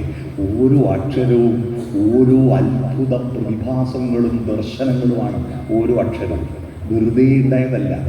ഈ അക്ഷരം എൻ്റെ കണ്ഠത്തിൽ നിന്ന് ശബ്ദതരംഗങ്ങളായി സ്വനപേടകത്തിന്റെ വൈബ്രേഷനായി പുറപ്പെട്ട് അന്തരീക്ഷത്തിൽ തരംഗരൂപത്തിൽ വന്ന് നിങ്ങളുടെ കർണപടത്തിലെത്തി അത് എന്നിട്ട് നിങ്ങളുടെ തലച്ചോറിലെത്തി പറയുന്ന കാര്യം എന്താണെന്ന് ബോധ്യപ്പെടുന്ന പ്രക്രിയയിലെ ഇതിനാ വൈഖരി എന്ന് പറയാം. പിടികിട്ടിയോ? അപ്പൊ ഭാഷയിൽ 4 ഘട്ടങ്ങൾ. ആദ്യം തോന്നുന്നോ പര, ആ തോന്നുന്നത് എങ്ങനെ പ്രകടിപ്പിക്കണമെന്ന് കണ്ടെത്തുന്നു പശ്യന്തി, അതിനൊരു മാർഗം ഉണ്ടാക്കുന്നു മധ്യമ, അത് പറയുന്നു വൈഖരി. പര, പശ്യന്തി, മധ്യമ, വൈഖരി. ഇതാണ് അക്ഷരങ്ങൾ. പിടിയിട്ടു. ഈ അക്ഷരത്തിന്റെ ഒരു പരിമിതി എന്താണെന്നറിയോ? ഉണ്ടാവുമ്പോൾ തന്നെ ഇല്ലാതാവും. ഞാൻ പറയുന്നല്ല, ഇപ്പൊ ഇവ മൊബൈലിൽ പിടിക്കുന്നില്ലെങ്കിൽ ഇതിവിടെ നിൽക്കുവോ? അക്ഷരത്തിന്റെ ഒരു പരിമിതി. ഇപ്പോഴൊക്കെ അല്ലേ ഇത് റെക്കോർഡിംഗ് സംവിധാനമെല്ലാം വന്നു. പണ്ട് ഉണ്ടാവുമ്പോൾ തന്നെ ഇല്ലാതാവുമല്ലോ. ഞാനിപ്പോ ഒരു കാര്യം ഇവിടെ പറഞ്ഞാൽ ഇവിടെ അന്തരീക്ഷത്തിൽ ഹലോ ഹലോ ഹലോ ഹലോ എന്ന് പറഞ്ഞിട്ട് ഇവിടെ ഇങ്ങനെ നിൽക്കില്ലല്ലോ. അപ്പൊ നമ്മുടെ മനസ്സിലുള്ള ആശയങ്ങൾ, നമ്മുടെ മനസ്സിലുള്ള സന്തോഷങ്ങൾ, നമ്മുടെ മനസ്സിലെ സങ്കടങ്ങൾ ദേശത്തിനപ്പുറത്തേക്കും കാലത്തിനപ്പുറത്തേക്കും കൊണ്ടുപോകാൻ എന്താ മാർഗം അന്വേഷിച്ചു കാട്ടാളന്മാർ. ദേശത്തിനപ്പുറത്തും കാലത്തിനപ്പുറത്തും കൊണ്ടുപോകാൻ എന്ന് പറഞ്ഞാൽ അമേരിക്ക എന്നുള്ള ആശയം ഇന്ത്യയിലെത്തിയല്ലോ, ഇന്ത്യയിൽ നിന്നുള്ള ആശയം ബ്രിട്ടനിലെത്തിയല്ലോ. ഇത് അപ്പുറത്തേക്ക് ദൂരത്തേക്ക് കൊണ്ടുപോകണം. അതുപോലെ 2500 കൊല്ലം മുമ്പ് എഴുതിയ രാമായണം ഈ 2025 വായിക്കുന്നുണ്ടല്ലോ. കാലത്തിനപ്പുറത്തേക്ക് കൊണ്ടുപോകണം. അതിനെന്താ മാർഗം എന്ന് അന്വേഷിച്ച് ഇങ്ങനെ കാട്ടാള പോകുമ്പോ ഒരു പക്ഷി ഒരു തൂവലിട്ട് കൊടുത്തു അവന്റെ മുമ്പിൽ. അവൻ ആ തൂവലെടുത്തിട്ട് എന്തിനാവോ, ഭാഷയിലല്ലേ കരയാണ് തോന്നുന്നത്, എന്തിനാവോ ഏതിനാവോ എന്ന് പക്ഷിയോട് ചോദിക്കുമ്പോൾ പക്ഷി ചിറകടിച്ച് ചിലക്കുമ്പോൾ ഇവന് തോന്നുകയാണ് പക്ഷി എന്നോട് സംസാരിക്കുക. എന്ത്? നിന്റെ മനസ്സിലുള്ള ആശയങ്ങൾ ചിത്രങ്ങളാക്കിയിട്ട് തൂലിക മഷിയിൽ മുക്കി എഴുതാനുള്ള തൂലികയാണ് അതിൻ്റെ തൂവൽ. അപ്പൊ മഷിയെവിടെ? അപ്പൊ കദളിച്ചെടി കാറ്റത്തിങ്ങനെ ഇലകളിങ്ങനെ കൈമാടി വിളിച്ചപ്പോൾ എന്നെ വിളിച്ചാൽ എഴുതി അടുത്തി വന്നു. അപ്പൊ കദളിച്ചെടി ഇവനോട് പറയുകയാണ്, കാറ്റത്ത് ബലമർമ്മരങ്ങളുണ്ടാവുമല്ലോ, ഇലകൾ കൂട്ടിയിട്ടിട്ടുള്ള ഒച്ച കേട്ടിട്ട് എന്നോട് തീർവുറുത്ത് സംസാരിക്കുക കദളിച്ചെടി. എന്ത്? എൻ്റെ കറുത്ത കായ പിഴിഞ്ഞെടുത്തിട്ട് അതിൽ മുക്കി എഴുതിക്കോ. മഷി കിട്ടി, പക്ഷേ എഴുതാൻ കടലാസ് വേണ്ടേ? കടലാസ് എവിടെ കിട്ടും? അപ്പോ പൂതണക്ക് എന്ന് പറഞ്ഞൊരു മരം, പൂതണക്ക് കേട്ടിട്ടുണ്ടോ? സംസ്കൃതത്തിൽ അതൊരു ഊർജവൃക്ഷം എന്നാണ് പറയുന്നത്. പൂതണക്കിന്റെ പ്രത്യേകത ഈ കിഴങ്ങിന്റെ തൊലി പൊളിക്കും പോലെ പലയട്ടി പൊളിച്ചെടുത്താണ്. പൂതണക്ക് പറഞ്ഞു, എൻ്റെ തൊലി പൊളിച്ചെടുത്തോ, അതിലെഴുതിക്കോ. അങ്ങനെ പൂതണക്കിന്റെ തൊലി കടലാസ് കിട്ടി, പക്ഷി കൊടുത്ത തൂവലാകുന്ന തൊലി കിട്ടി, കദളിച്ചെടിയെ പിഴിഞ്ഞെടുത്ത മഷി കിട്ടി. അടുത്ത ചോദ്യം, എന്താ എഴുതണ്ടേ? ഇതിനെക്കുറിച്ച് ONV കുറിപ്പ് ഒരു മനോഹരമായ കവിത എഴുതിയിട്ടുണ്ട്. ഇതിനെപ്പറ്റി കേട്ടിട്ടുണ്ടോ? സ്നേഹാക്ഷരങ്ങൾ എന്ന കവിതയുടെ പേര്. ചിറകിൽ നിന്നൊരു തൂവലൻ മുന്നിലിട്ടു പോയൊരു പക്ഷി, ഇതു നീ എടുത്തുകൊള്ളുക. കദളിപ്പൂച്ചെടിയതിൻ കായ്മണികൾ നീട്ടി ഇതിലെഴും ചായമെടുത്തുകൊള്ളുക. ഒരു ഊർജ തരുവോതി എൻ സ്നിഗ്ധ ചർമ്മത്തിൻ ചിന്തീതാ നീ എടുത്തുകൊള്ളുക. പറയൂ, ഞാൻ എന്തേ കുറിച്ചു തരേണ്ടതെന്നറിയാതെ ചോദിച്ചു പോയ നേരം ഉത്തരം കേട്ടു കുറിച്ചു വയ്ക്കൂ ഞങ്ങൾക്കിത്തിരി സ്നേഹത്തിൻ അക്ഷരങ്ങൾ. ഉത്തരം കേട്ടു കുറിച്ചു വയ്ക്കൂ ഞങ്ങൾക്കിത്തിരി സ്നേഹത്തിൻ അക്ഷരങ്ങൾ. അക്ഷരങ്ങൾ ഉണ്ടായത് സ്നേഹിക്കാനാണ്, സ്നേഹത്തിനാണ്, കരുണയ്ക്കാണ്, ധർമ്മത്തിനാണ്, ദയക്കാണ് അക്ഷരമുണ്ടായത്. അതാണ് ഇവിടെ പ്രതിഷ്ഠിച്ചത്. മനസ്സിലായോ? അക്ഷരങ്ങൾ ഉണ്ടായത് വെറുക്കാനും ആക്രമിക്കാനും കൊല്ലാനും ചൂഷണം ചെയ്യാനും തട്ടിപ്പ് നടത്താനും വേണ്ടിയാണ് അക്ഷരങ്ങൾ കൂടുതൽ ഉപയോഗിക്കുന്നത്. അതിനെ അവരെ കുറ്റം പറയണ്ട. നല്ല മനസ്സുള്ളവർ അക്ഷരങ്ങൾ ഉപയോഗിക്കുന്നില്ല. നിങ്ങൾ നല്ല മനസ്സുള്ളവർ അടങ്ങിയിരുന്നിട്ട് മൃഗത്തിൻ്റെ ജോലി ചെയ്യുക. ഭക്ഷണം കഴിക്കുന്നു, ഉറങ്ങുന്നു, ഇണചേരുന്നു, വിസർജിക്കുന്നു. ഈ പണി മാത്രം നല്ല മനസ്സുകൾ എടുത്താൽ ദുഷ്ട മനസ്സുകൾ അക്ഷരത്തെ ഉപയോഗപ്പെടുത്തി കലാപങ്ങളും വെറുപ്പുകളും ഉണ്ടാക്കും. അതുകൊണ്ട് ഈ പ്രഭാഷണം ഇവിടെ എനിക്ക് നിങ്ങളോട് അഭ്യർത്ഥിക്കാനുള്ളത്, ഈ ക്ഷേത്രത്തിൽ അക്ഷരപ്രതിഷ്ഠ നടത്തിയ ഈ ക്ഷേത്രത്തിൽ ഓം നമ ശിവായ എന്ന മന്ത്രത്തിന്റെ അർത്ഥമെങ്കിലും അറിയണം. എന്താണ്? ശിവനെ പ്രാർത്ഥിക്കുന്നു എന്ന് മാത്രമല്ല, ഓം എന്ന് പറഞ്ഞാൽ അവിടെ ഇന്നലെ നടുക്ക് ആ വെള്ളി തകിടിന്റെ നടുക്ക് ഓം ഉണ്ട്. എന്താണ് ഈ ഓം? ഞാൻ ചിന്മയ മിഷന്റെ കോളേജിൽ ഒരു പരിപാടിക്ക് പോയി. സദസ്സിലെല്ലാം കുറേ സ്വാമിമാരെ കണ്ടിട്ട് എനിക്ക് പേടിയായി. കാരണം എനിക്ക് ഇത്ര വലിയ വിവരമൊന്നും ഇല്ലല്ലോ. അപ്പം ഞാൻ ചോദിച്ചു, ഓംകാരത്തിൻ്റെ അർത്ഥം എന്താണെന്ന് ആരൊക്കെ ഒന്ന് പറഞ്ഞു തരുമോ എന്ന് ചോദിച്ചു. ആരും ഒന്നും പറയുന്നില്ല. അപ്പോൾ ആ കോളേജിൽ പഠിക്കുന്ന ഒരു പയ്യൻ എഴുന്നേറ്റ് എന്നിട്ട് പറഞ്ഞു, ഓംകാരം എന്ന് പറഞ്ഞാൽ ദൈവത്തെ ഡൗൺലോഡാക്കുന്ന പാസ്വേഡാണ്. ഓം നമശിവായ എന്ന് പറഞ്ഞാൽ ശിവൻ ഡൗൺലോഡായി, ഓം നാരായണായ എന്ന് പറഞ്ഞാൽ വിഷ്ണു ഡൗൺലോഡായി. ഇതൊക്കെയാണ് ധരിച്ചു വെച്ചത്. ഓം എന്ന് പറയുന്നത് ഒരു മതവും ഉണ്ടാകുന്നതിന് മുമ്പ്, ദൈവവിശ്വാസം ഉണ്ടാകുന്നതിന് മുമ്പുള്ള ലോകത്തിൻ്റെ അടിസ്ഥാന മാത്രമാണ്. എന്താണത്? പ്രകൃതിയുടെ 3 നിയമങ്ങൾ. ഈ 3 നിയമങ്ങൾ തിരിച്ചറിയുന്ന ഒരേ ഒരു ജന്തു മനുഷ്യനാണ്. എന്താ അത്? ഉണ്ടാവുക, നിലനിൽക്കുക, ഇല്ലാതാവുക. ആ ഊ അം കൂട്ടി വായിച്ചാൽ ഓം. ജനിക്കുന്നു, ജീവിക്കുന്നു, മരിക്കുന്നു. സൃഷ്ടി, സ്ഥിതി, സംഹാരം. ഓം. നാദത്തിൽ നിന്നാണ് പ്രപഞ്ചമുണ്ടായത് എന്നാണ് ഭാരതം പറയുന്നു. ഓംകാരമായ ഒരു 3 പിരിഞ്ഞുടനെ അങ്കാരമായതിന് താൻ തന്നെ സാക്ഷിയത് ബോധം വരുത്തുവതിനാളായി നിന്ന പരമാചാര്യ രൂപ ഹരിനാരായണ. ഹരിനാമകീർത്തനം. ഓം. ബൈബിളിലും അത് തന്നെ പറയുന്നത്. വചനമാണ് ആദ്യം ഉണ്ടായത്, ശബ്ദം. ആദിയിൽ വചനമുണ്ടായി. ഈ പാട്ട് എഴുതിയാതെ തന്നെ ആ പാട്ടിൽ അഭിനയിച്ചറിയാം. മലയാള സിനിമയിൽ പാട്ട് എഴുത്തുകാർ അഭിനയിക്കുന്നത് നിങ്ങൾ കേട്ടിനാണ്. ഈ പാട്ട് എഴുതിയ ആളാണ് അഭിനയിച്ചത്. ആരാന്നറിയാവോ? വയലാറ്. വയലാറ് പാട്ട് എഴുതി അഭിനയിക്കുന്നത് നിങ്ങൾ കേട്ടിട്ടുണ്ടോ? നിങ്ങൾ യൂട്യൂബിൽ ആദ്യം വചനമുണ്ടായി നടിച്ചു. വയലാറാണ് ആ സിനിമയിൽ അത് പാടുന്നതാണ്. ആദിയിൽ പാടുന്നത് യേശുദാസാണ്, പക്ഷെ അഭിനയിക്കുന്നത് വയലാറാണ്. ആദിയിൽ വചനമുണ്ടായി, ആ വചനം രൂപമായി. ആദിയിൽ വചനമുണ്ടായി. നാദബ്രഹ്മം. ഈ നാദത്തെ ഏറ്റവും കൂടുതൽ ലോകത്തിൻ്റെ മുന്നിൽ അവതരിപ്പിച്ച ഒരു കൃതി ഭാരതത്തിലുണ്ടായി. ആ കൃതിക്കാണ് ഇന്ത്യയിൽ ആദ്യത്തെ നോബൽ സമ്മാനം കിട്ടിയത്. അത് രവീന്ദ്രനാഥ ടാഗോറിന്റെ ഗീതാഞ്ജലിയാണ്. അതിനുശേഷം വേറെ ഒരു കൃതിക്ക് കിട്ടിയിട്ടില്ല ഇന്ത്യയിൽ നോബൽ സമ്മാനം. അതിലെന്താ പറയുന്നത്? ഗാനം പ്രപഞ്ചവിധാതാവേ നിന്റെ ഗാനമാണ് ഞാൻ. ആ ഗാനത്തിൽ ഒരുപാട് ശ്രുതിയുണ്ട്, ഒരുപാട് ലയമുണ്ട്, അത് ഒരുപാട് പിന്നെ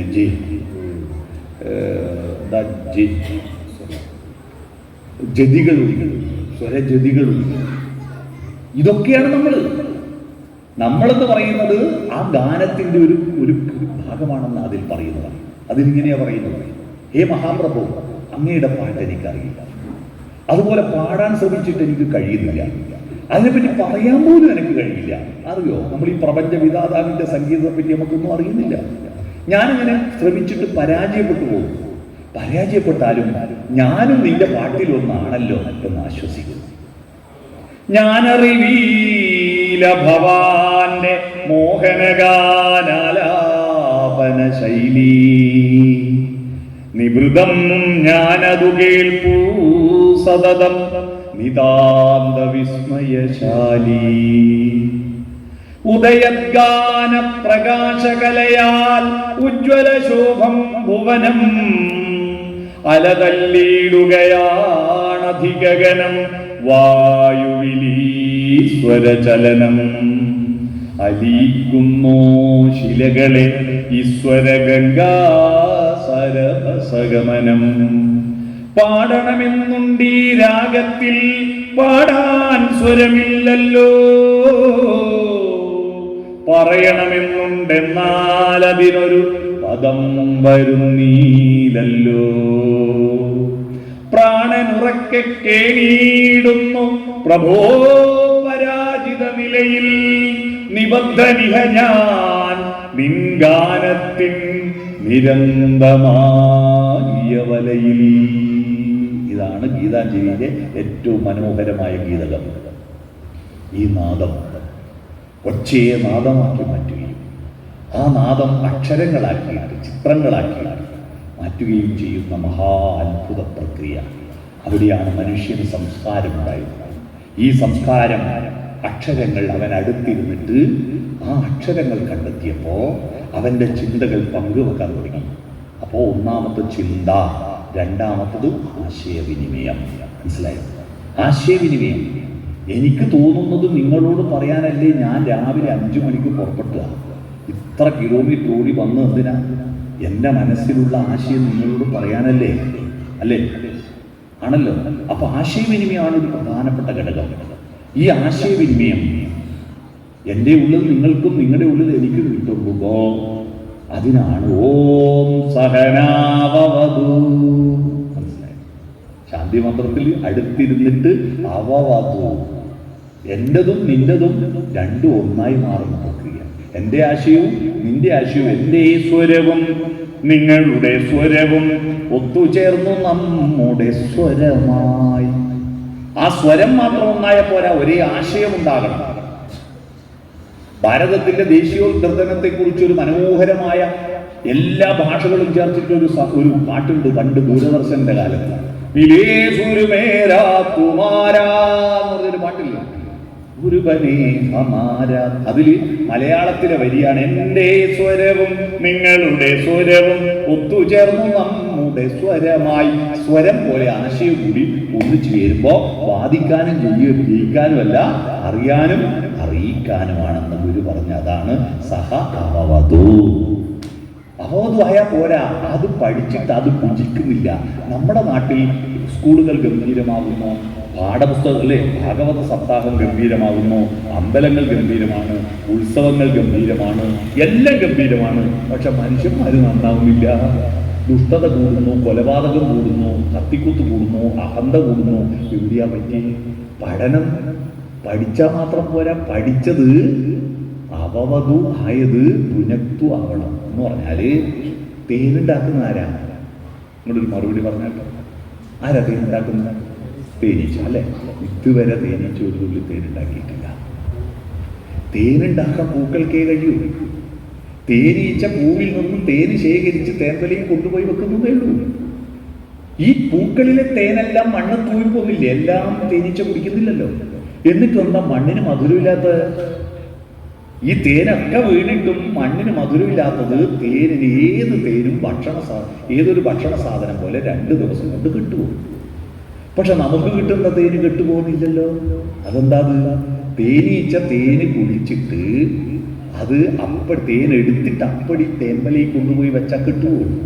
തേനീച്ച അത് കുടിക്കുന്നു, എൻസൈം ചേർത്ത് ദഹിപ്പിക്കുന്നു, സ്വന്തം തേനാക്കുന്നു. എന്നിട്ട് തേൻവലയിൽ കൊണ്ടുപോയി വെക്കുമ്പോൾ അത് ഔഷധ ഗുണമുള്ളത് ഏറെക്കാലം നിൽക്കുന്നതാണ്. ഈ തേനീച്ച എന്നത് നമ്മളാണ്. ഈ പൂക്കൾ എന്ന് പറയുന്ന പുസ്തകങ്ങളാണ്. അതിലെ അറിവാണ് തേന്. ഇത് നേരിട്ടെടുത്ത് ഇവിടെ കൊണ്ടുവച്ചാൽ നിൽക്കൂല. അത് കുടിച്ചിട്ട് നമ്മുടെ അനുഭവങ്ങളും ചിന്തകളും വികാരങ്ങളും ആയിട്ട് കൂട്ടിച്ചേർത്തിട്ട് സ്വന്തമാക്കണം. എന്ന് പറഞ്ഞാൽ വിജ്ഞാനം ജ്ഞാനമാക്കി മാറ്റുന്ന പ്രക്രിയ വേണം. പിടികിട്ടിയോ? വിജ്ഞാനത്തെ ജ്ഞാനമാക്കി മാറ്റണം. അതാണ് സഹനോ ഗുനത്തു. പിടികിട്ടിയോ? എന്താ ഈ സഹനോ ഗുനത്തു? എന്താ? ഇനി ഭുജിച്ചു കഴിഞ്ഞാൽ അതിനനുസരിച്ച് നമ്മുടെ ജീവിതത്തിൽ മാറ്റം ഉണ്ടാവണം. നമ്മുടെ ചിന്തകളിൽ, നമ്മുടെ അധ്വാനത്തിൽ, നമ്മുടെ വാക്കുകളിൽ, നമ്മുടെ പ്രവൃത്തിയിൽ മാറ്റം ഉണ്ടാവണം. സഹവീര്യം കരവാവഹി. ഇത്രയും പ്രക്രിയ ഉണ്ടാകുമ്പോഴാണ് നിങ്ങൾ ഭക്തനാവുക. ഭക്തനാകാൻ എന്ത് വേണം? ഒരുമിച്ച് അവവതു ആവണം, ഒരുമിച്ച് ഭുജിക്കണം. എന്നിട്ട് അതിനനുസരിച്ച് നിങ്ങൾ ചിന്തിക്കുകയും പ്രവർത്തിക്കുകയും വർത്തമാനം പറയുകയും ചെയ്യണം. ഇത്രയും കർമ്മം ഉണ്ടാവുമ്പോൾ നിങ്ങൾ ഭക്തനാവും. എങ്ങനെ? ചന്ദനം തൊട്ടാൽ ഭസ്മം പൂശിയ ഭക്തനാവില്ല. തേജസ്വിനാവധീതമസ്തു. തേജസ് മനസ്സിനകത്ത് കയറി നിൽക്കണം. മനസ്സിനകത്ത് തേജസ് നിന്നാൽ, തേജസ്സിന് സംസ്കൃതത്തിൽ മറ്റൊരു പേര് ഭ എന്നാണ്. ഭ എന്ന് പറഞ്ഞാൽ ശോഭ. പിടിയോ? ആ ശോഭ മനസ്സിലുള്ളവനെയാണ് ഭക്തൻ എന്ന് പറയുക. പിടിയോ? ഭക്തൻ എന്ന് പറഞ്ഞാൽ മനസ്സിൽ പ്രകാശമുള്ളവൻ. ഭാരതത്തിൽ ആദ്യത്തെ പ്രാർത്ഥന തന്നെ എന്താ? ഓം നമ ശിവായ, ഓം നാരായണായ എന്നല്ല. ഭാരതത്തിലെ ആദ്യത്തെ പ്രാർത്ഥന എന്താ? പ്രാർത്ഥന പ്രകാശമേ എൻ്റെ മനസ്സിന് വന്ന് നിറയൂ എന്നാണ്. ആദ്യത്തെ പ്രാർത്ഥന പ്രകാശത്തോടാണ്. പത്മതീർത്ഥമേ ഉണരൂ, മാനസ പത്മതീർത്ഥമേ ഉണരൂ, അഗ്നിരഥത്തിലുദിക്കുമുഷസ്സിനർഘ്യം നൽകൂ, ഗന്ധർവസ്വര ഗംഗയൊഴുകൂ, ഗായത്രികൾ പാടൂ. സൂര്യഗായത്രി ആദ്യത്തെ പ്രാർത്ഥന എന്താ?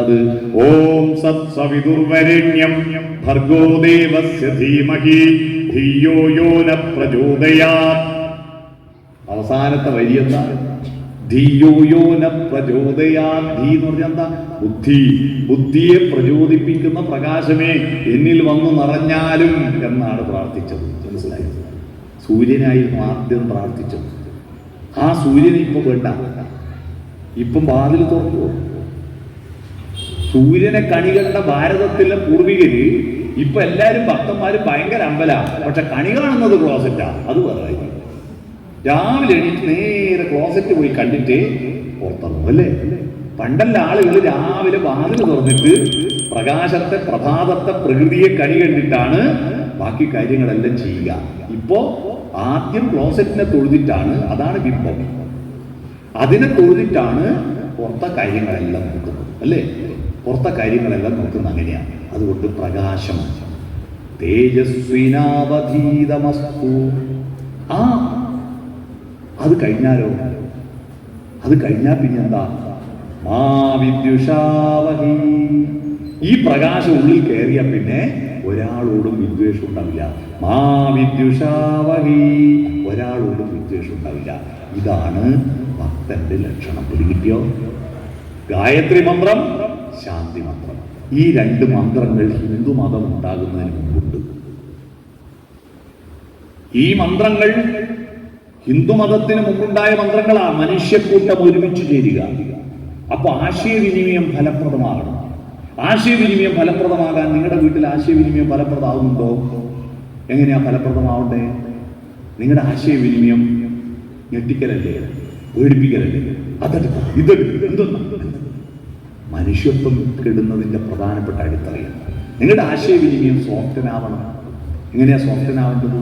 ചപ്പാത്തി സോഫ്റ്റനാക്കാൻ, ഇഡ്ഡലി സോഫ്റ്റനാക്കാൻ പല സൂത്രവും നമുക്കറിയാം. നമ്മുടെ ബന്ധങ്ങൾ സോഫ്റ്റനാക്കാൻ എന്താ മാർഗം? ഇംഗ്ലീഷ് അറിയാത്തവർക്ക് വേണ്ടി പറയാം. ഇംഗ്ലീഷിൽ സോഫ്റ്റൻ എന്നതിന്റെ സ്പെല്ലിങ് SOFTEN ആണ്. ഇതിനെല്ലാം ഓരോ അക്ഷരം ഞാൻ പറഞ്ഞുതരാം. മൃദുലമാക്കാൻ, സോഫ്റ്റന്റെ മലയാളം മൃദുലം. എസ് എന്ന് പറഞ്ഞാൽ സ്മൈൽ എന്നാണ്, പുഞ്ചിരിക്കുക എന്നതാണ്. എസ് എന്ന് പറഞ്ഞാൽ എന്താ? സ്മൈൽ, പുഞ്ചിരിക്കുക. പുഞ്ചിരിക്കാൻ ടാക്സ് അടക്കണം. പുഞ്ചിരിക്കാൻ അറിയുന്ന ഒരേ ഒരു ജീവി ആരാ? മനുഷ്യരല്ലേ. മറ്റ് പക്ഷിമൃഗാദികൾക്കൊന്നും ചിരിക്കാൻ അറിയില്ലല്ലോ അല്ലേ? കഴിഞ്ഞ ദിവസം ഒക്ടോബർ 1-ാം തീയതി എൻ്റെ നാട്ടിൽ ഒരു സ്കൂൾ, ആ സ്കൂളിൽ ഒരു വയോജന ദിനം ഒക്ടോബർ 1-ന് അന്നൊരു പരിപാടി വെച്ചു. ഗ്രാൻഡ് ഫാദർ ഗ്രാൻഡ് മദർ സംഗമം, അപ്പൂപ്പൻ അച്ചമ്മ എന്നിവരുടെ സംഗമം. ഒരുപാട് ആളുകൾ വന്നു. അപ്പൊ അധ്യക്ഷ പ്രസംഗം നടത്താൻ ഹെഡ് ടീച്ചർ പറഞ്ഞു, മക്കളെ തലമുതിർന്ന ആളുകളെ സ്നേഹിക്കണം, സഹായിക്കണം, പരിഗണിക്കണം കേട്ടോ. എന്നിട്ട് ടീച്ചർ സ്ഥിരം കേൾക്കുന്ന ഒരു ഉദാഹരണം പറഞ്ഞു. എന്താ അത്? പഴുത്ത പ്ലാവില വീഴുമ്പോൾ പച്ചപ്ലാവില ചിരിക്കും. പക്ഷെ ഈ പച്ചപ്ലാവിന് ഇതുപോലെ പഴുത്ത് വീഴുമല്ലോ. അപ്പോൾ ഒരു കുട്ടി ഒരു സംശയം ചോദിച്ചു, ടീച്ചറെ ഒരു സംശയം. എന്താ? പഴുത്ത പ്ലാവില വീഴുമ്പോൾ പച്ചപ്ലാവില ചിരിക്കാതിരുന്നാൽ പഴുക്കാണ്ടിരിക്കുമോ? എന്തായാലും പഴുക്കൂലേ, പിന്നെ ചിരിക്കുന്നല്ലേ നല്ല. മനസ്സിലായോ? അപ്പോ ചിരിക്കുക, സ്മൈൽ, പുഞ്ചിരിക്കുക. നിങ്ങളുടെ വീട് പുഞ്ചിരിക്കുന്ന എങ്ങനെയാ പറയുക? നിങ്ങൾ പുഞ്ചിരിച്ചാൽ പോരാ, വീട് പുഞ്ചിരിക്കണം. വെള്ളം പറഞ്ഞു. ഇത് നെയ്യാമൃത് കൊണ്ട് വെച്ച ആട കൊണ്ട് വെച്ചിട്ട് എനിക്ക്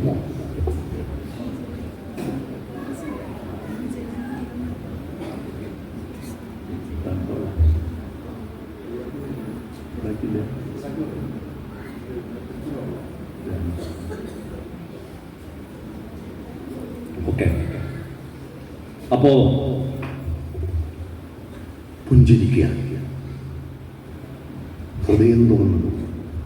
പ്രഭാതവും കുഞ്ഞുങ്ങളുടെ പുഞ്ചിരിയും പൂക്കളെയും കാണാൻ നമ്മൾ പഠിപ്പിക്കണം. ഭൂമി ദേവിക്ക് 3 ആഭരണങ്ങളാണ്. ഏതാണത്? പുലരിയും പൂക്കളും കുഞ്ഞിൻ്റെ പൈതലിൽ ചിരിയും. മനസ്സിലായി? കേട്ടിട്ടുണ്ടോ അത്? പിഞ്ചു ഹൃദയം ദേവാലയം, മണിക്കൊഞ്ചല കോവിൽ മണിനാദം, പുലരിയും പൂവും പൈതലിൻ ചിരിയും, ഭൂമി ദേവി തന്നാഭരണങ്ങൾ. അല്ലേ? വാതിൽ തുറക്ക്, പുറത്തിറങ്ങ്, പ്രകാശത്തെ പ്രഭാതത്തെ കാണ്, ഒരു കവിത ചൊല്ലൂ. പ്രഭാതമില്ലെങ്കിൽ ഒന്നും വേണ്ട, നിങ്ങൾ ഒരു ദിവസത്തെ മൂഡ് ക്രിയേറ്റ് ചെയ്യാൻ. ഇന്ന് മണ്ണോടടിഞ്ഞിരിക്കുന്ന ചിതയെ ഏറ്റെടുത്തിരിക്കുന്ന ആ മനുഷ്യൻ ഈ കേരളത്തിലുള്ള എല്ലാവർക്കും രാവിലത്തെ മോട്ടിവേഷൻ കൊടുക്കുന്ന ഒരു പാട്ടുണ്ട്, കേട്ടിട്ടുണ്ടോ?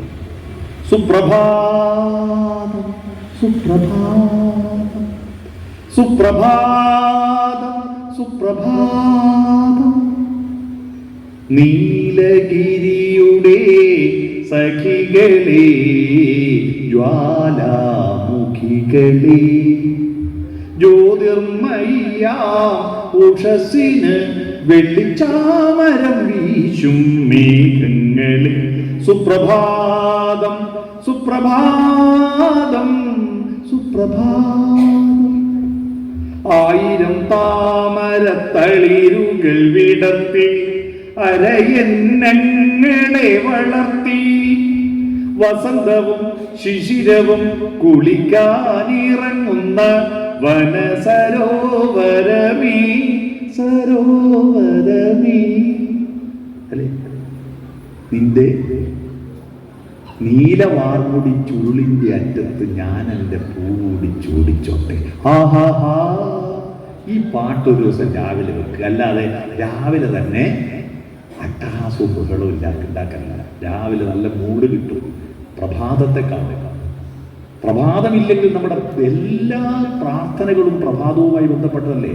അല്ലേ? പ്രഭാതമായി തൃക്കണിയേകിയാലും. എൻ്റെ നാട്ടിൽ വലിയൊരു അമ്പലമുണ്ട്, കൊട്ടിയൂര്, കേട്ടിട്ടുണ്ടോ?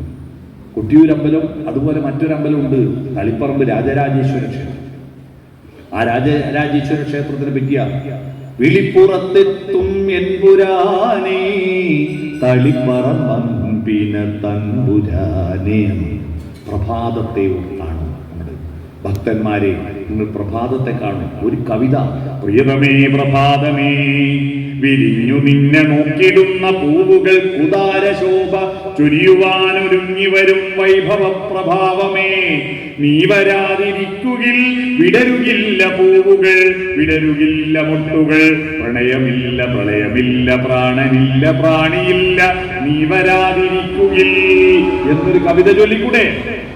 ഒന്നുമില്ലെങ്കിൽ ഉഷസേ നീ എന്നെ വിളിക്കുകില്ലെങ്കിൽ ഒരിക്കലും ഞാൻ ഉണരുകില്ല എന്നൊരു പാട്ട് പാടിക്കൂടെ? പ്രഭാതത്തെ കാണുക, വീട് പുഞ്ചിരിക്കുക, നിങ്ങൾ പുഞ്ചിരിക്കുക, സ്മൈൽ. രണ്ടാമത്തത് ഓപ്പൺ ഹേർട്ട്, ഹൃദയം തുറക്കുക. ഹൃദയം തുറന്ന് വർത്തമാനം പറയാം. വീട്ടില് അടുത്തിരിക്കണം, വട്ടത്തിൽ. സഭ, നിയമസഭ, രാജ്യസഭ, ലോകസഭ കൂടും, പക്ഷേ വീട്ടുസഭയില്ല. അഥവാ എല്ലാവരും ഇരിക്കുന്നുണ്ട്, അടുത്തേക്ക് എവിടെ മൊബൈൽ ഉണ്ടാവും, അല്ലെ TV തുറന്ന് വെച്ചിട്ടുണ്ടാവും. ഇങ്ങനെ ഇരിക്കരുത്. കാരണം എന്താണെന്നറിയാം? കുട്ടികളെ കുറ്റം പറയണ്ട. അച്ഛനും അമ്മയ്ക്കും ഉള്ളിൽ നിന്ന് വെളിച്ചം പുറത്തേക്ക് വരുന്നില്ലല്ലോ. പുറത്തുള്ള വെളിച്ചം അവരുടെ മുഖത്ത് തട്ടിയിട്ടുള്ള റിഫ്ലക്ഷനല്ലേ നമ്മൾ കാണുന്നത്. എന്നാൽ മൊബൈൽ ഫോണിൻ്റെയും TV-യുടെയും പ്രത്യേകത ഉള്ളിൽ നിന്ന് വെളിച്ചം, പിക്ചർ ട്യൂബ് ഉണ്ട് അതിൻ്റെ ഉള്ളിൽ. അതുകൊണ്ട് നമ്മുടെ കണ്ണ് കൂടുതൽ വെളിച്ചമുള്ളിടത്തേക്ക് നോക്കിപ്പോകും. അതുകൊണ്ട് അച്ഛനും അമ്മേനേക്കാൾ മൊബൈൽ നോക്കുന്നത് എന്തുകൊണ്ടാണ്? അത് കുറ്റമല്ല, അത് സ്വാഭാവികതയാണ്. അതുകൊണ്ട് എന്ത് വേണം? വീട്ടുകാരെല്ലാം വട്ടത്തിലിരുന്ന് വർത്തമാനം പറയുമ്പോൾ മൊബൈൽ ഫോൺ ദൂരെ അകത്ത് കൊണ്ടേ കൂട്ടി വെക്കണം, TV പൂട്ടണം. TV കാണുമ്പോൾ ചെയ്യാൻ പറ്റിയ ഒരേ ഒരു പണി തിന്നല. നമ്മൾ റേഡിയോ വാങ്ങി വെക്കും. റേഡിയോ വാങ്ങിയാൽ എന്ത് പണിയെടുക്കാം, നമുക്കൊരു ടൈം മാനേജ്മെൻറ്റ് കിട്ടും. എന്നാൽ TV കാണുമ്പോൾ ഇത് മാത്രമേ നടക്കൂ. അതിന് കാരണം കുഞ്ഞുണ്ണി മാഷ് ഒരു കവിതയുണ്ട്, വായിലേക്കുള്ള വഴി കൈക്ക് കാണാ പാഠം, വായിൽ നിന്നുള്ള വഴി നാവിന് തെറ്റുന്നു മിക്കപ്പോഴും. വായിലേക്കുള്ള വഴി കൈക്ക് കാണാൻ പാടല്ലേ? രാത്രി ഭക്ഷണം കഴിച്ചുകൊണ്ടിരിക്കുമ്പോൾ പെട്ടെന്ന് കരണ്ട് പോയി. അപ്പോൾ വായ കാണാനിട്ട് ആരെങ്കിലും ചോറ് വാരിയിട്ട് ചെവി കൊണ്ടുവച്ചാ ഇല്ലല്ലോ, വായിലേക്കുള്ള വഴി കാണാൻ പാടാ. അപ്പോൾ ടി വി കണ്ടുകൊണ്ടിരിക്കുമ്പോൾ ഇതങ്ങ് നടക്കും. അതിൻ്റെ ഇടയിൽ കൂറ വീണാൽ അത് മുളകാന്ന് വിചാരിച്ച് ചാരിച്ച് കൂട്ടുകയും ചെയ്യും. ഇല്ലേ? വട്ടത്തിലിരുന്ന് വർത്തമാനം പറയുക. എന്താ വർത്തമാനം പറയേണ്ടത്? എന്താ വർത്തമാനം പറയേണ്ടത്? അതാരാ റോഡിലൂടെ പോകുന്നത്? അത് കുഞ്ഞിക്കണ്ണനാണ്, മഹാവൃത്തിയോട്ടവരാണ്. കുഞ്ഞിരാമൻ തീരെ പോക്കാണ്. ബഷീർ ഒന്നിനും കൊള്ളില്ല. പഞ്ചായത്ത് മെമ്പറെ ഒരു ചുക്കിനും കൊള്ളില്ല. പ്രസിഡന്റ് മഹാവത്താണ്. MLA പോക്കാണ്.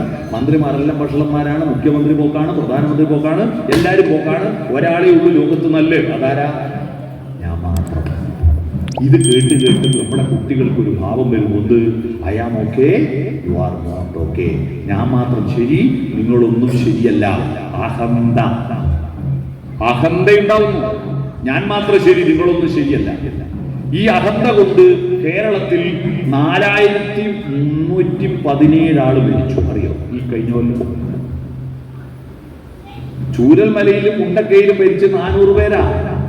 ഇപ്പൊ കണക്ക് വന്നു 4317 ആള് മരിച്ച ദുരന്തം നിങ്ങൾ അറിയോ?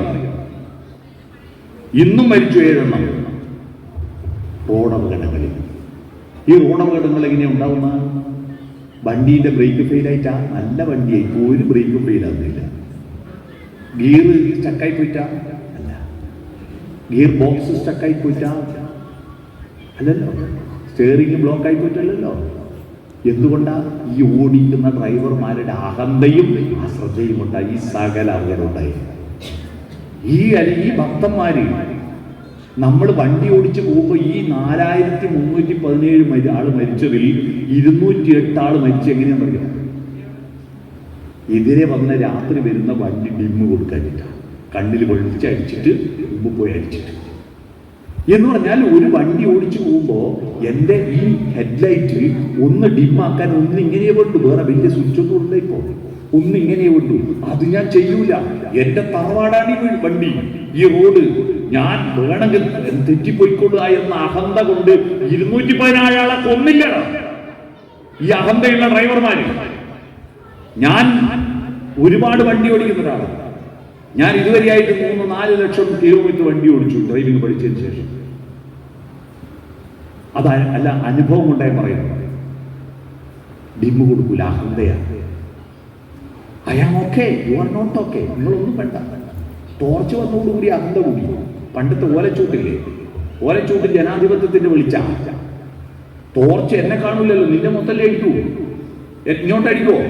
എന്നാ ചൂട്ട് നോക്കൂ. ചൂട്ട് ഒരാളെ കണ്ടാല് ഒന്ന് വീശി കത്തിക്കുമ്പോൾ എന്നെയും കാണാം, നിന്നെയും കാണാം. അല്ലേ? I am okay, you are okay.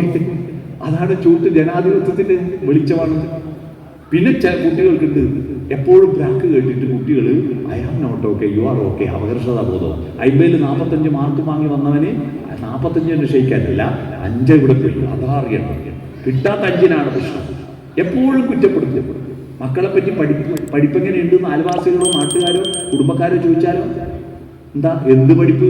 എപ്പം നോക്കിയാലും മൊബൈലിൽ മതി ഇരിക്കലല്ലേ എന്ന് പറഞ്ഞിട്ട് മക്കളെ മറ്റുള്ളവരുടെ മുന്നിൽ അപമാനിക്കുന്നത് ആനന്ദമായി കഴിയുന്ന സാഡിസ്റ്റുകളായ അമ്മമാരും അച്ഛന്മാരും ഉണ്ട് നമ്മുടെ നാട്ടിൽ. അവരെയൊന്നും അച്ഛനമ്മ എന്നല്ല വിളിക്കട്ടെ, പൂതന എന്നാ വിളിക്കട്ടെ. സ്വന്തം മക്കളെ മറ്റുള്ളവരുടെ മുന്നിൽ അവഹേളിക്കാൻ നിങ്ങൾക്ക് എന്താ അധികാരം? നിങ്ങൾ ചോറ് കൊടുത്തു എന്നതിന്റെ പേരിൽ അവന്റെ മനസ്സിനെ അപമാനിക്കാൻ നിങ്ങൾക്ക് അധികാരമില്ല. അത് കേട്ട് കേട്ട് I am not okay, you are okay. മൂന്നാമത്തെ ടീമുണ്ട് I am not okay, you are not okay. ഞാനും പോക്കാം, നിങ്ങളും പോക്കാം, മൊത്തം പോക്കാം. അവരെങ്ങാട്ട് ഈ അമ്പലത്തിന്റെ കമ്മിറ്റിയിൽ പെടുത്തിയിട്ടുണ്ടെങ്കിൽ അടുത്തവരതിന് പൊളിച്ച് കണ്ടുപോകും. ഞാനും പോക്കാം, നിങ്ങളും പോക്കാം. ഈ 3 ഭാവങ്ങളിൽ നിന്ന് മാറിയിട്ട് സുഗതകുമാരി ടീച്ചർക്ക് ഒരു കവിതയിലെ വരി: പരുക്കനാണീ ലോകം പക്ഷേ ആരാമങ്ങളുമുണ്ടിവിടെ. ഈ ലോകത്ത് ഒരുപാട് പ്രശ്നങ്ങളുണ്ട്, പക്ഷെ പൂന്തോട്ടങ്ങളും ഇല്ലേ? നല്ലത് കാട്ടിക്കൊടുക്ക്, നന്മ കാട്ടിക്കൊടുക്ക്. അതാണ് ഇന്നലത്തെ മനോരമ പത്രത്തിൽ ഉൾപേജിൽ വലത്തുവശത്ത് ഒരു ലിസ്റ്റ് ഉണ്ട്. എൻ്റെ ബാഗിലുണ്ട് ആ ലിസ്റ്റ്. ആ ലിസ്റ്റ് ദേവരാജൻ മാഷ് ചിട്ടപ്പെടുത്തിയത്, കെ രാഘവൻ ചിട്ടപ്പെടുത്തിയത്, ദക്ഷിണാമൂർത്തി ചിട്ടപ്പെടുത്തിയത്, അർജുന മാഷ് ചിട്ടപ്പെടുത്തിയത്, വിദ്യാസാഗർ ചിട്ടപ്പെടുത്തിയത്, അങ്ങനെ ഓരോ ആളും ചിട്ടപ്പെടുത്തിയ ജയചന്ദ്രൻ പാടിയ ഏറ്റവും പ്രശസ്തമായ ഗാനങ്ങളുടെ ഒരു ലിസ്റ്റ് ഉണ്ട്. ആ ലിസ്റ്റ് ഒന്ന് എടുക്കുക നിങ്ങൾ. എന്നിട്ട് വീട്ടിൽ നിന്ന് ഒരു 2 പാട്ട് ജയേന്ദ്രൻ മരിച്ചല്ലേ, വീട്ടിൽ നിന്ന് ആരോ മരിച്ചോട്ടെ എനക്കെന്താ, ഒരു 2 പാട്ട് വീട്ടിൽ നിന്ന് പാടുക. മാതൃത്വം എന്തെന്നറിയണ്ടേ? എന്താണ് അമ്മ? അമ്മയെന്ന് പറഞ്ഞാൽ കൈതപ്രം ദാമോദരൻ നമ്പൂതിരി പറഞ്ഞിട്ടുണ്ട്, തൻ്റെ കുഞ്ഞിനെ ഉറക്കുമ്പോൾ ഈ 3 ലോകവും ഉറങ്ങണമെന്ന് ആഗ്രഹിക്കുന്നവൾ അമ്മ. ഒരു കണ്ണാൽ സൂര്യനുറങ്ങേ, മറുകണ്ണാൽ തിങ്കളുറങ്ങേ, തൃക്കൈയിൽ വെണ്ണയുറങ്ങേ, മാമൂണിന് ഭൂമിയൊരുങ്ങേ, തിരുമധുരം നാവിലുറങ്ങേ, തിരുനാമം മനസ്സിലുറങ്ങേ, എന്നുണ്ണിക്കണ്ണനുറങ്ങാൻ മൂലോകം മുഴുവനുറങ്ങേ, മൂലോകം മുഴുവനുറങ്ങേ, നീ വാവാവോ. അല്ലേ? അങ്ങനെ ഉറങ്ങണം. ആ ഉറങ്ങിയ കഴിഞ്ഞ കുഞ്ഞിനെ അമ്മ കൊണ്ടുപോയി കിടത്തുന്ന രംഗം കണ്ടിട്ടുണ്ടോ? പുലിമുരുക സിനിമയിൽ ഉണ്ടാവില്ല ഇത്ര നല്ല സ്ലോ മോഷൻ. അമ്മയുടെ മുട്ട് കെട്ടിട്ടുണ്ടോ? നല്ല ഈ പൊരുത്തിലിരിക്കുന്ന ഈ മുട്ടേൻ്റെ മേലെ കോഴി അടയിരിക്കും പോലെ ഉണ്ട് ഒരു ഇരിപ്പ്. നല്ല ഇതിൻ്റെ കച്ചുമ താങ്ങിയിട്ടൊരു ഇരിപ്പുണ്ട്, കേട്ടിട്ടുണ്ടോ? നല്ല അടിയിരുന്നിട്ട് ഒരു പായി എടുത്താടിയിട്ട് ഒരു തുണി എടുത്താടിയിട്ട് കുട്ടീനെ അവിടെ കിടത്തിയിട്ട് ചന്തീൻ്റെ അടിയിൽ നിന്ന് കൈവരിക്കുന്ന സ്ലോ മോഷൻ കണ്ടിട്ടുണ്ടോ? എന്നിട്ടൊരു തുണിയെടുത്ത് മേലെ ഇട്ട് തുടക്കി 2 മുട്ടും മുട്ടി ഭാഗമെന്ന് പറഞ്ഞ് ഉറങ്ങി ഉറപ്പ് വരുത്തി കഴിഞ്ഞാൽ മെല്ലെ എണീറ്റിട്ട് മുടിയും കെട്ടി പടീൻ്റെ അടുത്ത് നിന്നുണ്ട് ഒരു തിരിഞ്ഞു നോട്ടവൻ്റെ കുഞ്ഞുമോൾ ഉറങ്ങുന്നുണ്ടാവോ, ഉറക്ക് തെളിയോ, ഒരര ചിരിയും ചിരിച്ചിട്ട് അവർ നോട്ടം ഉണ്ടാവുക. ആ ചിരിയുടെ സൗന്ദര്യമുണ്ടല്ലോ. ഞാൻ ഒരു സിനിമാ നടീൻ്റെ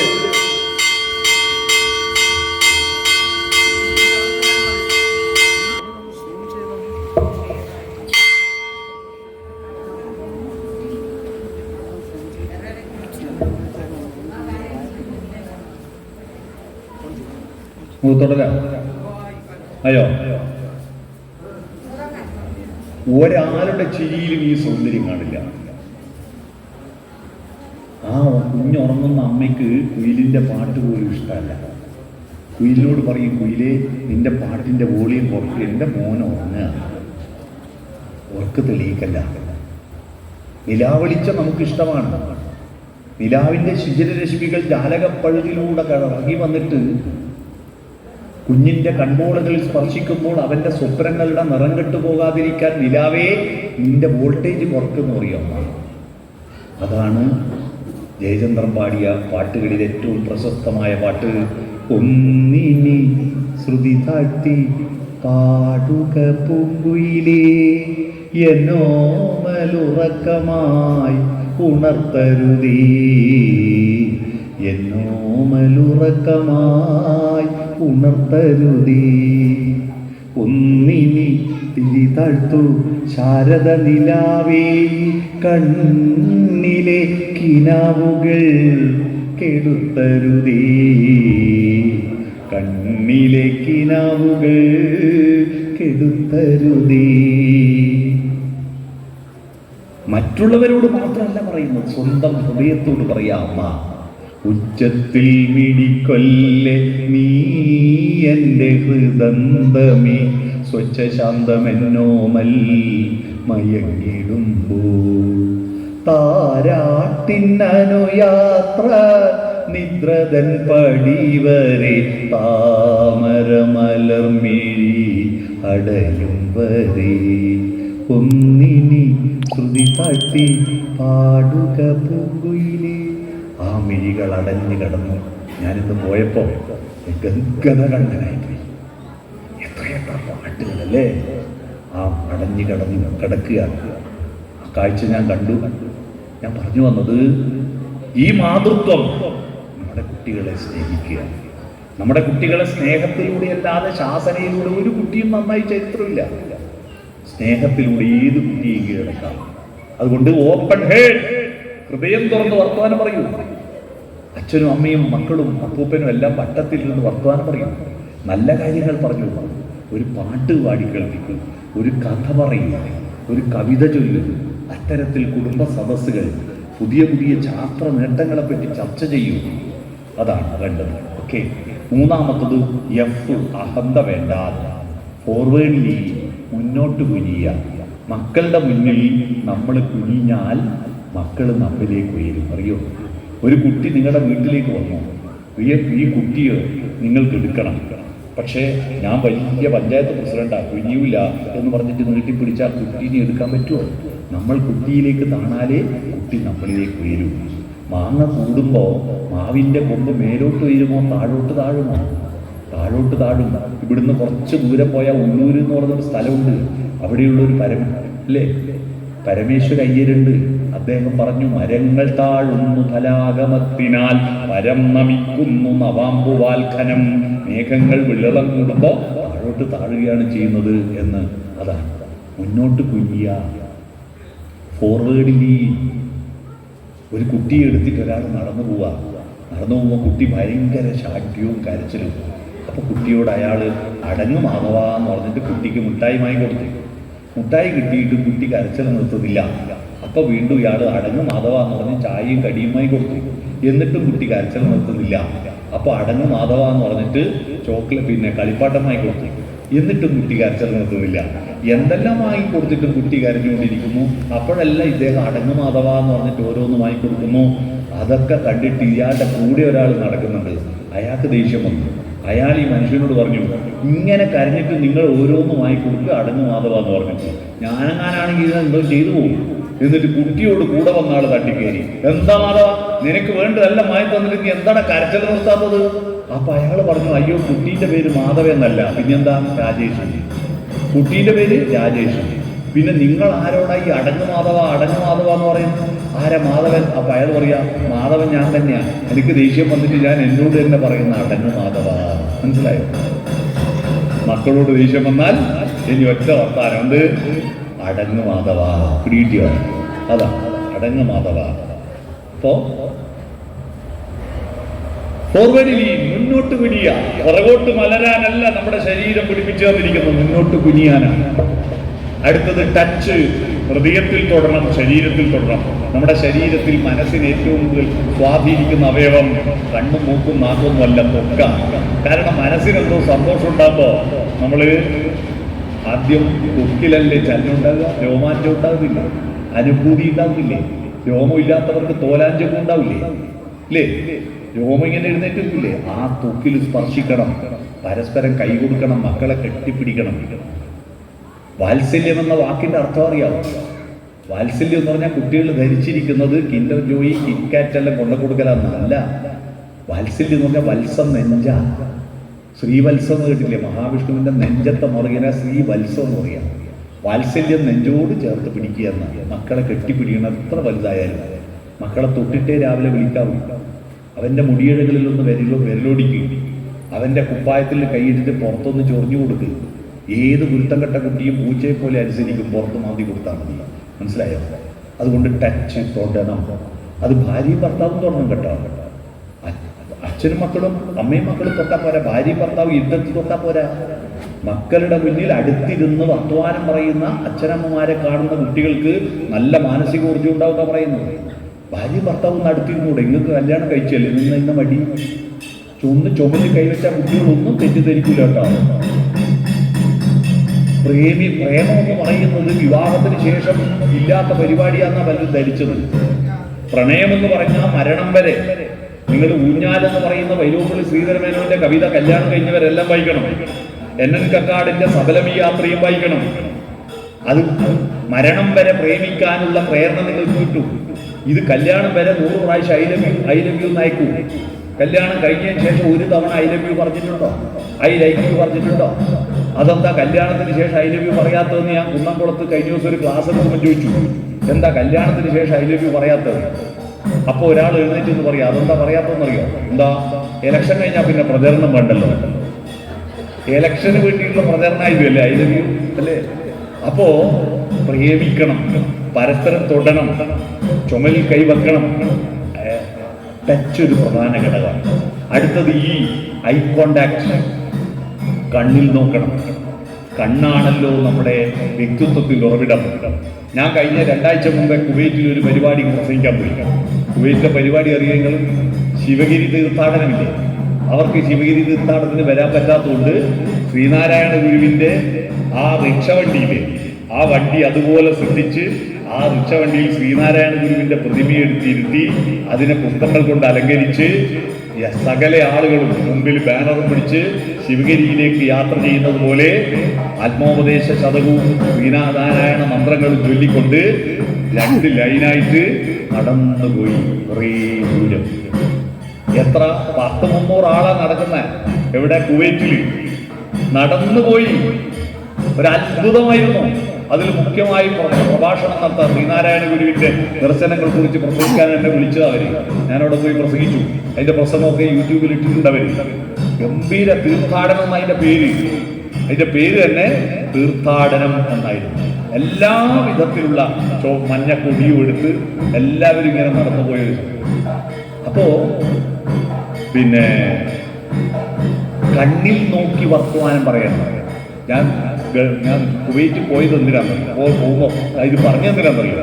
കുവൈറ്റ് പോകുമ്പോൾ വിമാനത്താവളത്തിൽ ഞാൻ നെടുമ്പാശ്ശേരിയിൽ പോയി. വിമാനത്താവളത്തിൽ നിന്ന് എൻ്റെ കണ്ണിന്റെ ഫോട്ടോ എടുത്തു. അവർക്ക് പാസ്പോർട്ടിനേക്കാൾ പ്രധാനം കണ്ണാണ്. തിരിച്ചു വരുമ്പോൾ കണ്ണിന്റെ ഫോട്ടോ എടുത്തു. കാരണം ഒരാളെ കണ്ണുപോലെ മറ്റൊരാൾക്കും കണ്ണുണ്ടാവില്ല. നമ്മുടെ പേഴ്സണാലിറ്റി കണ്ണാണ്. ആ കണ്ണിൽ നോക്കണം. കണ്ണിൽ നോക്കി വർത്തമാനം പറയണം. മക്കളുടെ കണ്ണിൽ നോക്കാൻ അച്ഛനും അമ്മയ്ക്കും കഴിയാം. കണ്ണിലെ പ്രതീക്ഷകൾ, സ്വപ്നങ്ങൾ, ധൈര്യതകൾ കാണാൻ പറ്റിയിട്ടില്ലെങ്കിൽ ഉണ്ടായ ദുരന്തം അറിയോ? ഇന്ത്യ രാജ്യത്ത് ഒരു ദുരന്തം ഉണ്ടായി. അച്ഛനും അമ്മയും മക്കളുടെ കണ്ണിൽ നോക്കാത്തതിന്റെ പേരിൽ അറിയോ? ആ ദുരന്തം മഹാഭാരത യുദ്ധമാണ്. 18 അക്ഷൗഹിണിയും അണിനിർന്ന യുദ്ധം. എന്താ കാരണം? കൗരവന്മാരുടെ തോന്നിയാസല്ലേ. ഈ കൗരവന്മാരുടെ അച്ഛൻ ധൃതരാഷ്ട്ര ജന്മന അന്ധന, കണ്ണ് കാണൂല. ഇയാള് ഗാന്ധാരത്തെ, സുബലന്റെ മകളെ വിവാഹം അന്വേഷിച്ചു, ഗാന്ധാരിയെ. അപ്പൊ സുബലൻ എന്ത് ചെയ്തു? ഇയാൾ കണ്ണു കാണാത്ത ആളാന്നുള്ള കാര്യം മറച്ചു വെച്ചു. കാരണം ഗാന്ധാരി വേണ്ടെന്ന് പറഞ്ഞാലോ, ഹസ്തിനപുരുവായിട്ട് വിവാഹബന്ധം ഉണ്ടാക്കിയാല് സുബലൻ ശക്തനായി. കാരണം വലിയ സൈന്യമുണ്ട് ഇവർക്ക്. അപ്പോ നല്ല കൂട്ടുകെട്ടായല്ലോ. അതുകൊണ്ട് ഗാന്ധാരിയോട് പറഞ്ഞില്ല. വിവാഹം പന്തലിൽ കയറിയപ്പോഴാണ് ഗാന്ധാരി അറിഞ്ഞത് തന്റെ ഭർത്താവ് അന്ധനാണ്.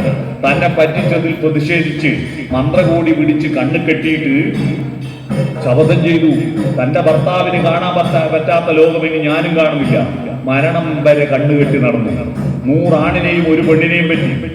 ഒന്നിനെ പോലും അച്ഛനും കണ്ടില്ല, അമ്മയും കണ്ടില്ല. എല്ലാം നല്ല കുട്ടികളായിരുന്നു. 100 നല്ല മക്കളായിരുന്നു. എന്തായിരുന്നു മൂത്തവന്റെ പേരറിയാമോ?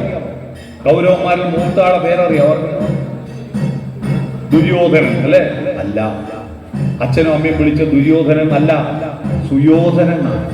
സുയോധന എന്നാ ഇവർ വിളിക്കുക. പിന്നീട് ദുഷിച്ച് ദുര്യോധനായതാണ്. സു എന്ന് പറഞ്ഞാൽ നല്ലത്, ദു എന്ന് പറഞ്ഞാൽ ദുഷിച്ചത്. മനസ്സിലായോ? സു എന്ന് പറഞ്ഞാൽ നല്ലതാ, സുയോധന. അത് എന്റെ പേര് സുരേഷ് ബാബു ആയതുകൊണ്ട് പറഞ്ഞല്ല. സുയോധനൻ. ആ സുയോധനൻ ദുഷിച്ച് ദുര്യോധനായി, ദുഷിച്ച് ദുശാസനായി അല്ലെ? എന്നിട്ടോ 100 പടഞ്ഞു മരിച്ചില്ലേ? 100 പടഞ്ഞു മരിച്ചു. ഒന്ന് ബാക്കിയായി. ഈ അച്ഛനും അമ്മയും മരിച്ചാൽ ചിതക്ക് തീ കൊളുത്താൻ ഒരു ആൺതരി ബാക്കിയായോ? എന്തേ? ഈ മക്കളുടെ കണ്ണിൽ നോക്കിയില്ല. ഭർത്താവിന് കണ്ണ് കാണില്ലെങ്കിൽ ഭാര്യ ഭർത്താവിന്റെ കണ്ണാവണ്ടേ? ഒരു പഴയ പാട്ട് കേട്ടിട്ടില്ലേ നിങ്ങൾ? കൺമണി നീയൻ കരം പിടിച്ചാൽ കണ്ണുകളെന്തിനു വേറെ, എനിക്ക് കണ്ണുകളെന്തിനു വേറെ. അപ്പൊ ഭാര്യ എന്താ പാടിയത്? കാണാനുള്ളത് കരളിൽ പകരാൻ ഞാനുണ്ടല്ലോ ചാരെ, കണ്ണായി ഞാനുണ്ടല്ലോ ചാരെ. അല്ലേ? കണ്ണിൽ നോക്കൂ. കണ്ണിന്റെ സൗന്ദര്യം നോക്കിയിട്ടാ പണ്ട് സ്ത്രീകൾക്കെല്ലാം പേരിട്ടുണ്ട്. അക്ഷി എന്ന് പറഞ്ഞാൽ കണ്ണാണ്. അംബുജാക്ഷി, കമലാക്ഷി, പങ്കജാക്ഷി, മീനാക്ഷി, വിശാലാക്ഷി. വിശാലമായ കണ്ണുള്ളവൾ സുന്ദരിമാരാണ്. സ്ത്രീകളെ വലിയ കണ്ണാണ് സൗന്ദര്യം. അതുകൊണ്ട് വിശാലാക്ഷി. നേരെ മറിച്ച് പുരുഷന്മാർക്ക് ചെറിയ കണ്ണാ സൗന്ദര്യം. അതുകൊണ്ട് ആണുങ്ങളെ കുഞ്ഞിക്കണ്ണെന്ന് വിളിച്ചു, പുരുഷന്മാരെ കുഞ്ഞിക്കണ്ണെന്നും പെണ്ണുങ്ങളെ വിശാലാക്ഷി എന്ന് വിളിച്ചു. മനസ്സിലായോ? അപ്പൊ കണ്ണിൽ നോക്കുക. അടുത്തത് നോഡിങ്. എന്താ നോഡിങ്? ജനാധിപത്യത്തിന്റെ ബോഡി ലാംഗ്വേജ് ആണ് നോഡിങ്. തലകുലിക്കുക എന്ന് പറഞ്ഞാൽ സമ്മതിക്കാൻ തയ്യാറാവണം. മറ്റുള്ളവർ പറഞ്ഞ അഭിപ്രായത്തെ അന്വേഷിക്കാനും അറിയാനും ബാധിച്ച് ജയിക്കലല്ല. പറഞ്ഞു കൊടുത്താൽ ഇന്ത്യ രാജ്യം കണ്ട ഏറ്റവും മനോഹരമായ നക്ഷത്രങ്ങളുടെ കണ്ടുമുട്ടൽ ഏതാണെന്നറിയാമോ? ഇന്ത്യയിൽ ഏറ്റവും മനോഹരമായ കണ്ടുമുട്ടല് ഇന്ത്യയുടെ ത്രികോണങ്ങൾ, സംസ്കാരത്തിന്റെ ത്രികോണങ്ങൾ ഒത്തുചേർന്നിരുന്നു. ഇന്ത്യ രാജ്യം ഒരു ഭൂപടത്തിൽ വെച്ചാൽ ഒരു ത്രികോണത്തിന്റെ ഒരു കോണ് കൽക്കത്തയിലാണ്, ഒരു കോണ് ഗുജറാത്തിലാണ്, ഒരു കോണ് കേരളത്തിലാണ്. ഈ 3 കോൺ ഒത്തുചേർന്നത് കൽക്കത്തയിൽ നിന്നുള്ള രവീന്ദ്രനാഥ ടാഗോർ ഗുരുവിനെ കാണാൻ വന്നു. ഗുജറാത്തിലെ പോർബന്തറിൽ ജനിച്ച ഗാന്ധി ഗുരുവിനെ കാണാൻ വന്നു. ആ ഗുരുവും ടാഗോറും ഗാന്ധിയും ഒത്തുചേർന്നതാണ് ഇന്ത്യയിലെ ഏറ്റവും മനോഹരമായ സംഗമം, സത്സംഗം. അവർ പരസ്പര പൂരകങ്ങളായി. ഗാന്ധി ഒരുപാട് കാര്യം ഗുരുവിൽ നിന്ന് പഠിച്ചു, ഗുരു ഒരുപാട് കാര്യം ഗാന്ധിയിൽ നിന്ന് പഠിച്ചു. നെഹ്റു രണ്ടുപേരിൽ നിന്നും പഠിച്ചു. ഈ രണ്ടുപേർക്കും നെഹ്റു അല്ല, ടാഗോർ രണ്ടുപേർക്കും ഒരുപാട് ദർശനങ്ങൾ കൊടുത്തു.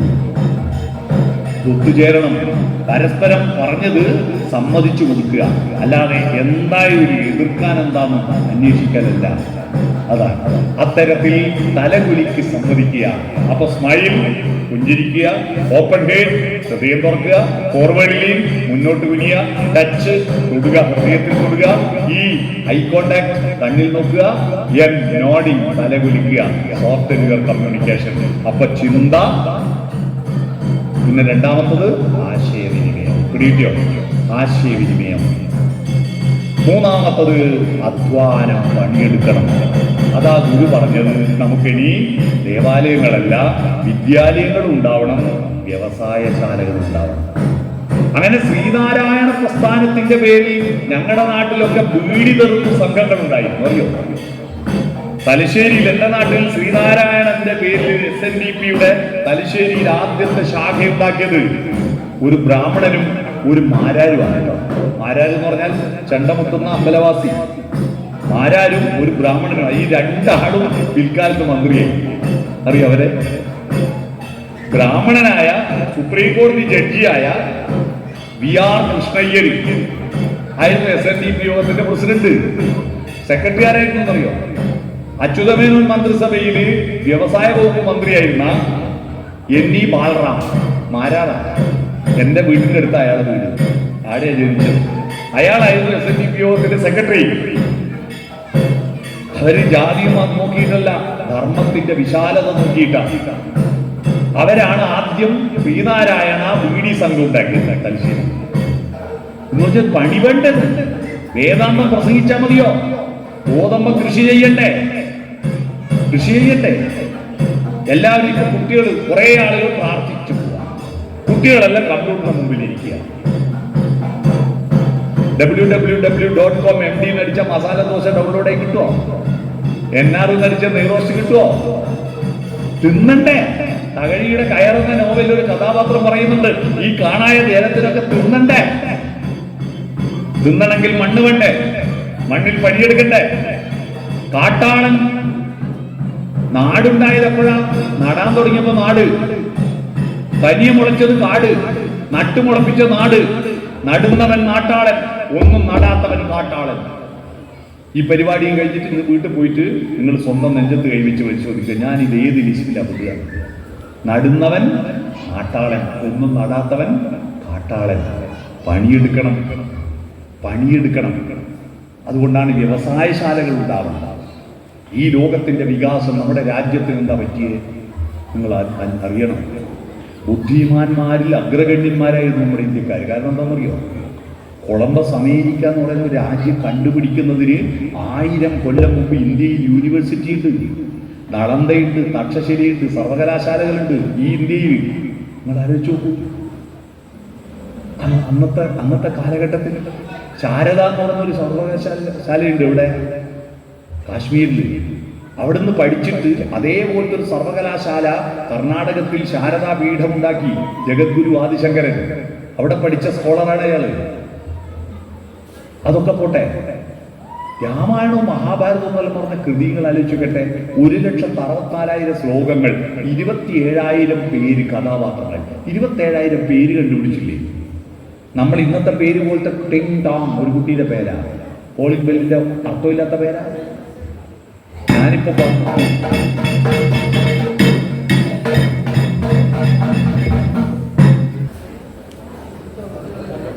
ഈ വെച്ച് തീർത്തിട്ട് നിർത്തിക്കളയാം. നിങ്ങൾക്ക് ഭക്ഷണം കഴിക്കാൻ സമയമായില്ല, അതുകൊണ്ട് ഞാനിനി നീട്ടുന്നില്ല. അപ്പം നമ്മൾ പറഞ്ഞു വന്ന വിഷയം ചിന്തകളും ആശയവിനിമയവും അധ്വാനവും ചേരുമ്പോൾ നാലാമത്തതാണ് ഇവിടെ പ്രതിഷ്ഠിച്ചിരിക്കുന്ന അക്ഷരപ്രതിഷ്ഠയിലെ കാര്യങ്ങൾ. പങ്കുവെക്കൽ, സ്നേഹിക്കൽ, മനുഷ്യക്കൂട്ടം ഒരുമിപ്പിക്കുമ്പോൾ ഉണ്ടാവുന്ന ധാർമ്മികത, കരുണ. ഗുരുദേവൻ ദൈവത്തെ വിളിച്ചൊരു മനോഹരമായ പദം കരുണാകര. ഒരു പീഡ ഉറുമ്പിലും വരാതെ വണ്ണം എന്നെ കാത്തുരക്ഷിക്കുക കരുണാകര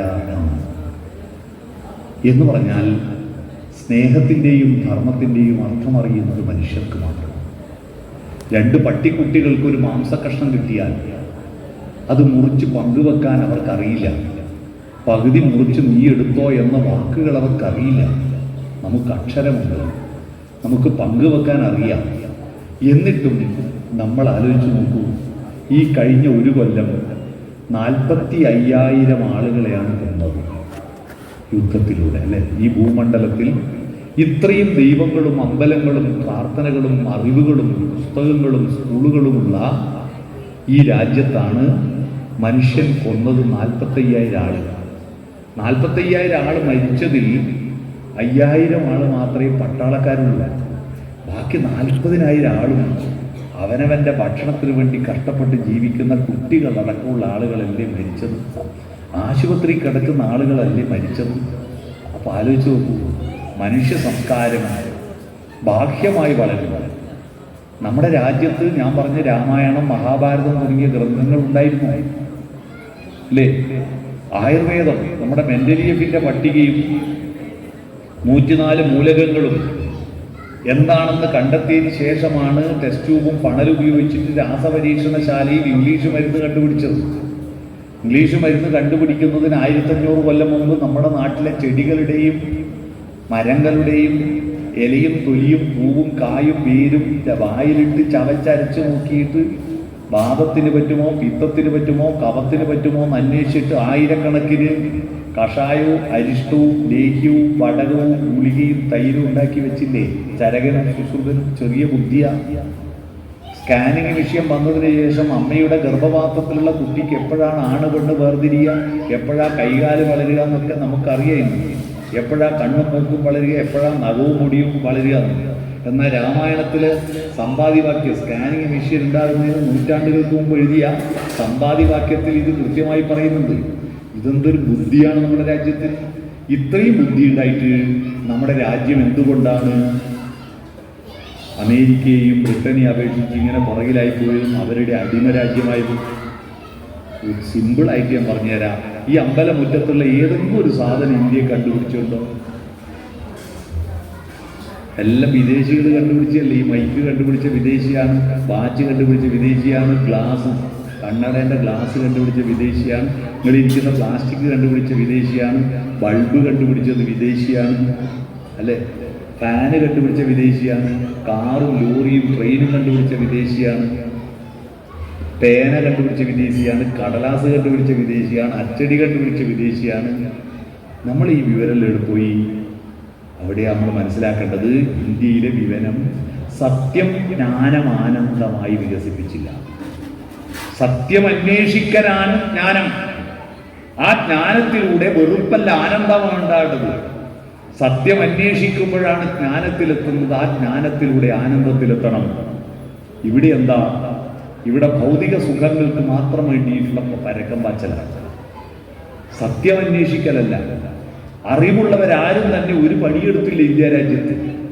വേദേതിഹാസാദി വിഭൂതിയെല്ലാം മേൽജാതിതൻ പൈതൃകമായിരുന്നു.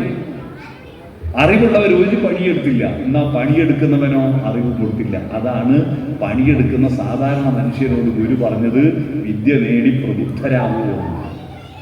പണിയെടുക്കുന്നവൻ അറിവ് നേടിയപ്പോഴാണ് നമ്മുടെ രാജ്യം വികസിച്ചത്. അറിവുള്ളവനെ കൊണ്ട് പണിയെടുപ്പിക്കാൻ തുടങ്ങിയപ്പോൾ ഇതിനെ കൂട്ടിച്ചേർക്കണം. ഇതിനെ കൂട്ടിച്ചേർക്കാത്തതാണ് നമ്മുടെ രാജ്യത്തിന് പറ്റിയ അബദ്ധം. അപ്പൊ അതുകൊണ്ട് നമ്മൾ എന്ത് ചെയ്യണം? നമ്മൾ നന്നായിട്ട് പഠിക്കണം. പഠനം എന്ന് പറയുന്നത് ഭക്ഷണത്തിന് വേണ്ടിയിട്ടുള്ള ഒരു സൂത്രപ്പണിയാണെന്ന് ധരിച്ചു പോയ കുറേ വിഡ്ഢികളാണ് ഇപ്പൊ രാജ്യത്ത്. എന്ന് പറഞ്ഞാൽ എന്തിനാ പഠിക്കുന്നത്? ജോലി കിട്ടുക. എന്തിനാ ജോലി കിട്ടുന്നത്? നല്ല വീടെടുക്കാൻ, നല്ല ഭക്ഷണം കഴിക്കാൻ. ഇതാണോ പഠനം? അല്ല. അറിയാനും അറിയിക്കാനും ശ്രമിക്കുന്നത് മരണം വരെ പഠിച്ചുകൊണ്ടിരിക്കാനാണ്. നിങ്ങൾ ശ്രീനാരായണ ഭക്തന്മാരാവട്ടെ, ശ്രീനാരായണ പ്രതിഷ്ഠ നടത്തിയ ശിവക്ഷേത്ര ഭക്തന്മാരാവട്ടെ, മനസ്സിലാക്കേണ്ടത് നമ്മുടെ ദൈവങ്ങളെ മുഴുവൻ നമുക്ക് കിട്ടിയ പുസ്തകങ്ങളിൽ നിന്നല്ലേ. രാമായണത്തിൽ നിന്ന് രാമനെയും ഭാഗവതത്തിൽ നിന്ന് കൃഷ്ണനെയും കിട്ടിയില്ലേ? കേരളത്തിൽ ശ്രീരാമകവിയുടെ രാമചരിതം പാട്ടില്ലെങ്കിൽ നമുക്ക് രാമനെ അറിയുമായിരുന്നോ? ചെറുശ്ശേരിയുടെ കൃഷ്ണപ്പാട്ടില്ലെങ്കിൽ കൃഷ്ണനെ അറിയുമായിരുന്നോ? എഴുത്തച്ഛൻ്റെ കിളിപ്പാട്ടില്ലെങ്കിൽ ആധ്യാത്മിക ദർശനങ്ങൾ അറിയുമായിരുന്നോ? അപ്പൊ ഇതൊക്കെ പാട്ടല്ലേ? ഇതൊക്കെ പുസ്തകമല്ലേ? ഇപ്പൊ നമുക്ക് പാട്ടും വേണ്ട, പുസ്തകവും വേണ്ട, ദൈവം മതി. അത് നടക്കുമോ? പാട്ടും വേണ്ട, പുസ്തകവും വേണ്ട, ദൈവം മാത്രം മതി. ഇവിടെ ഇരിക്കുന്നവർ സ്വയം ഒന്ന് പരിശോധിച്ച് നോക്കൂ. കല്യാണത്തിന് ശേഷം അല്ലെ ജോലി കിട്ടിയതിന് ശേഷം ഒരു 5 പുസ്തകം വായിച്ച് എത്ര ആളുടെ ഒന്ന് സ്വയം ഒന്ന് വിലയിരുത്തി? ഇല്ല. നമ്മൾ വായനയില്ല, കവിത ചൊല്ലലില്ല, കഥ വായിക്കുന്നില്ല, ലോകകാര്യങ്ങൾ ചർച്ച ചെയ്യുന്നില്ല. പത്രം വായിക്കുന്ന തൂങ്ങിച്ചത്തത്, കണ്ട് തുല്യത്, ബലാത്സംഗം ചെയ്തത്, പീഡിപ്പിച്ചത് മാത്രം വായിക്കുന്നു. ഒരു എഡിറ്റോറിയൽ പേജ് വായിക്കുന്നു. ഗൗരവതരമായിട്ട് അറിവ് വർദ്ധിപ്പിക്കുന്ന പേജാണ് എഡിറ്റോറിയൽ പേജ്. അതൊരു പേജ് വായിക്കുന്നത് ഞാൻ പലപ്പോഴും സദസ്സിൽ ഇങ്ങനെ എത്ര ആൾ എഡിറ്റോറിയൽ പേജ് വായിച്ചു എന്ന് വെച്ച് കൈയുയർത്താറുണ്ട്. കഴിഞ്ഞ ദിവസം ഒരാൾ വിളിച്ചിട്ട് നമ്മളോട് പറഞ്ഞു, നമ്മുടെ നാട് മൊത്തം നാട് കെട്ടുപോയി, നിങ്ങളങ്ങനെ ചോദിക്കല്ലേ എന്ന്. അതുകൊണ്ട് ഞാൻ ആ ചോദ്യം നിർത്തി കളഞ്ഞു. എഡിറ്റോറിയൽ പേജില്ല, പുസ്തകമില്ല, ഇതെങ്ങനെ പിന്നെ? നിങ്ങളെ രക്ഷപ്പെടുത്താൻ ദൈവം മാത്രം വിചാരിച്ച കഴിയോ? ഇല്ല. താൻ പാതി ദൈവം പാതിയാ. ദൈവത്തിന് സഹായിക്കാൻ വേണ്ട ആളില്ല.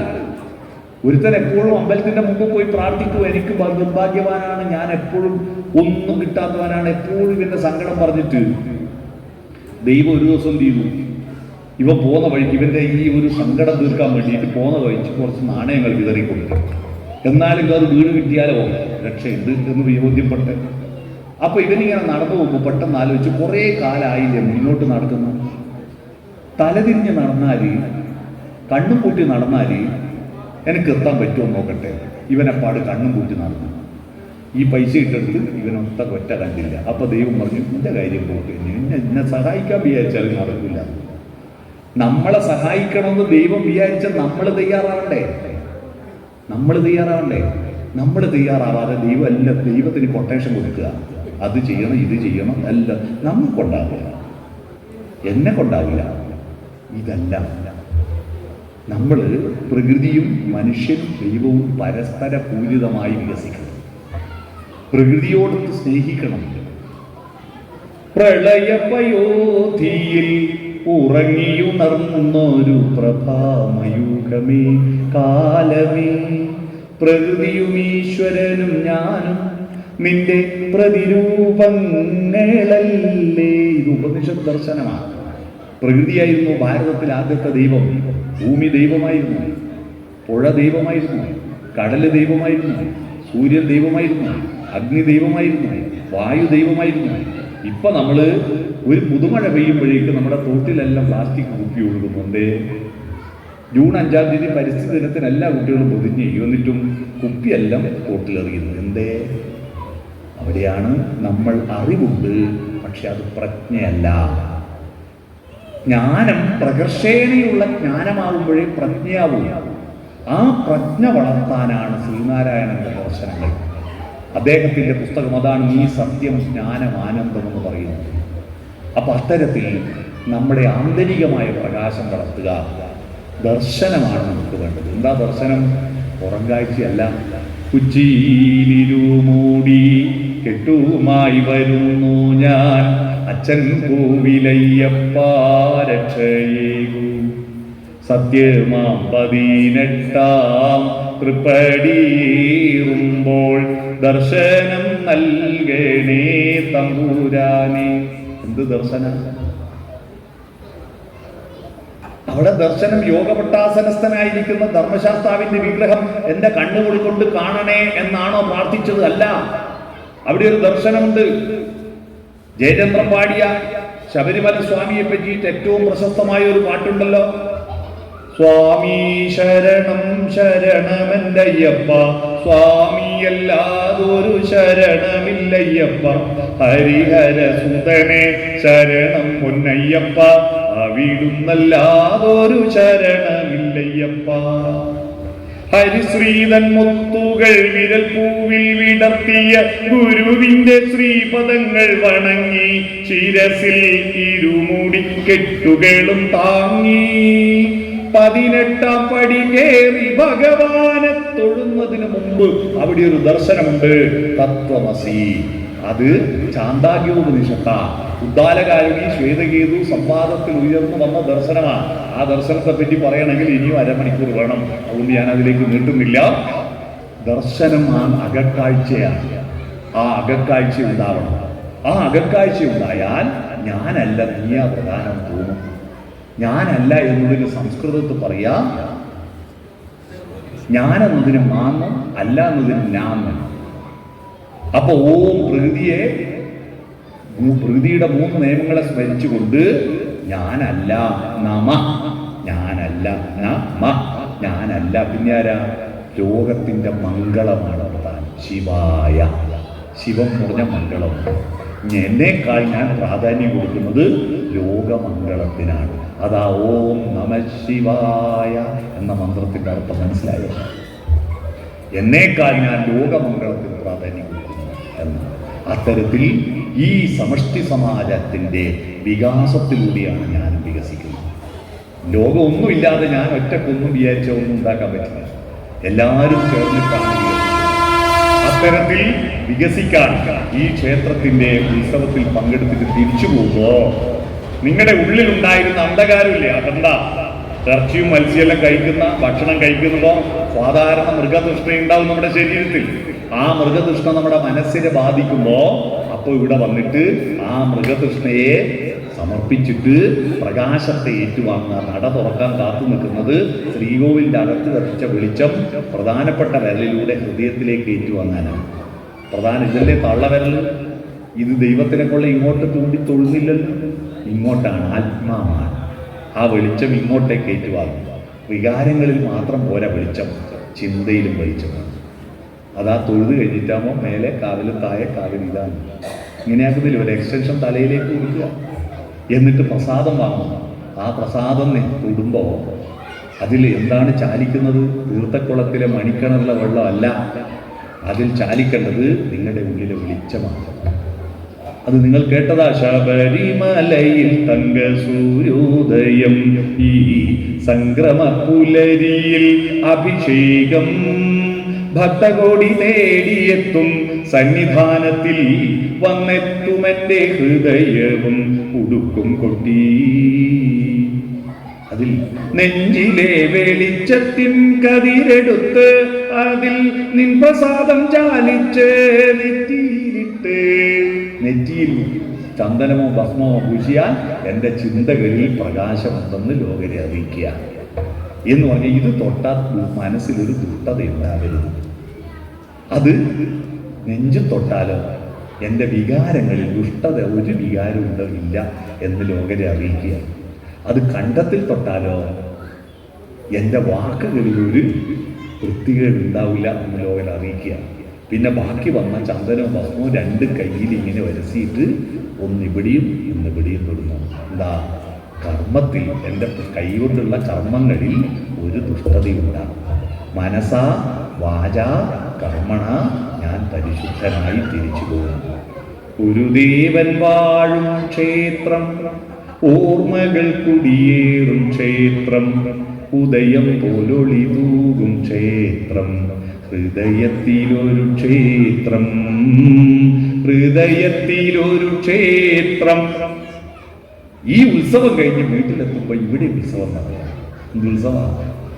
ആനകളില്ലാതെ അമ്പാരിയില്ലാതെ ആറാട്ടു നടത്താറുണ്ടിവിടെ, സ്വപ്നങ്ങളാഘോഷം നടത്താറുണ്ടിവിടെ, മോഹങ്ങളും മോഹഭംഗങ്ങളും ചേർന്ന് കഥകളിയാടാറുണ്ടിവിടെ, ചിന്തകൾ മുഴുക്കാപ്പു ചാത്താറുണ്ടിവിടെ, മുറജപമില്ലാത്ത നടപ്പന്തലില്ലാത്ത പഴയ ഗുഹാക്ഷേത്രം മാനവ ഹൃദയം ദേവാലയം. ഈ ദേവാലയത്തിൽ ഉത്സവം കഴിഞ്ഞു പോകുമ്പോൾ നിങ്ങളുടെ ഹൃദയവും മനസ്സുമെല്ലാം ദേവാലയമായി പോകാൻ കഴിയുമ്പോൾ ആ ശിവം ഇവിടെ ഉണ്ടാകും. അങ്ങനെ എല്ലാവരുടെയും ശിവം ഉണ്ടാകുമ്പോൾ ലോകത്ത് മൊത്തം ശിവം ഭവതു. മനസ്സിലായോ? ശിവം ഭവതു. ആ ശിവം ഭവതുവിന് വേണ്ടിയിട്ടാണ് ശിവനെ പ്രാർത്ഥിക്കുന്നത്. അത്തരത്തിലൊരു ഗ്രാമം, ഒരു പ്രദേശം നന്മയുടെ, ധർമ്മത്തിന്റെ, കരുണയുടെ, നീതിബോധത്തിന്റെ, ദയയുടെ ഒരു പ്രദേശമായിട്ട് ഈ പ്രദേശം മുരുക്കുമ്പുഴ മാറാൻ കഴിയട്ടെ എന്ന് ആശംസിച്ചുകൊണ്ട് ഈ വലിയൊരു മഹോത്സവത്തിൽ പ്രസംഗിക്കാൻ വേണ്ടി വളരെ വളരെ ദൂരത്ത് അങ്ങേ തലക്കുള്ള എന്നെ ക്ഷണിച്ചു വരുത്തിയ ഇതിൻ്റെ സംഘാടകരോട് നന്ദി പറയുന്നു. ഇത്ര നേരം വിശന്നിട്ടും ഭക്ഷണം കഴിക്കാതെ എന്നെ കേട്ടിരുന്നതിന് നിങ്ങളോടെല്ലാം നന്ദി പറഞ്ഞുകൊണ്ട് ഈ ഉത്സവത്തിന് എല്ലാവിധ ആശംസകളും അറിയിച്ചുകൊണ്ട് ഞാൻ എൻ്റെ ഭാഷണം ചുരുക്കുന്നു. നമസ്കാരം.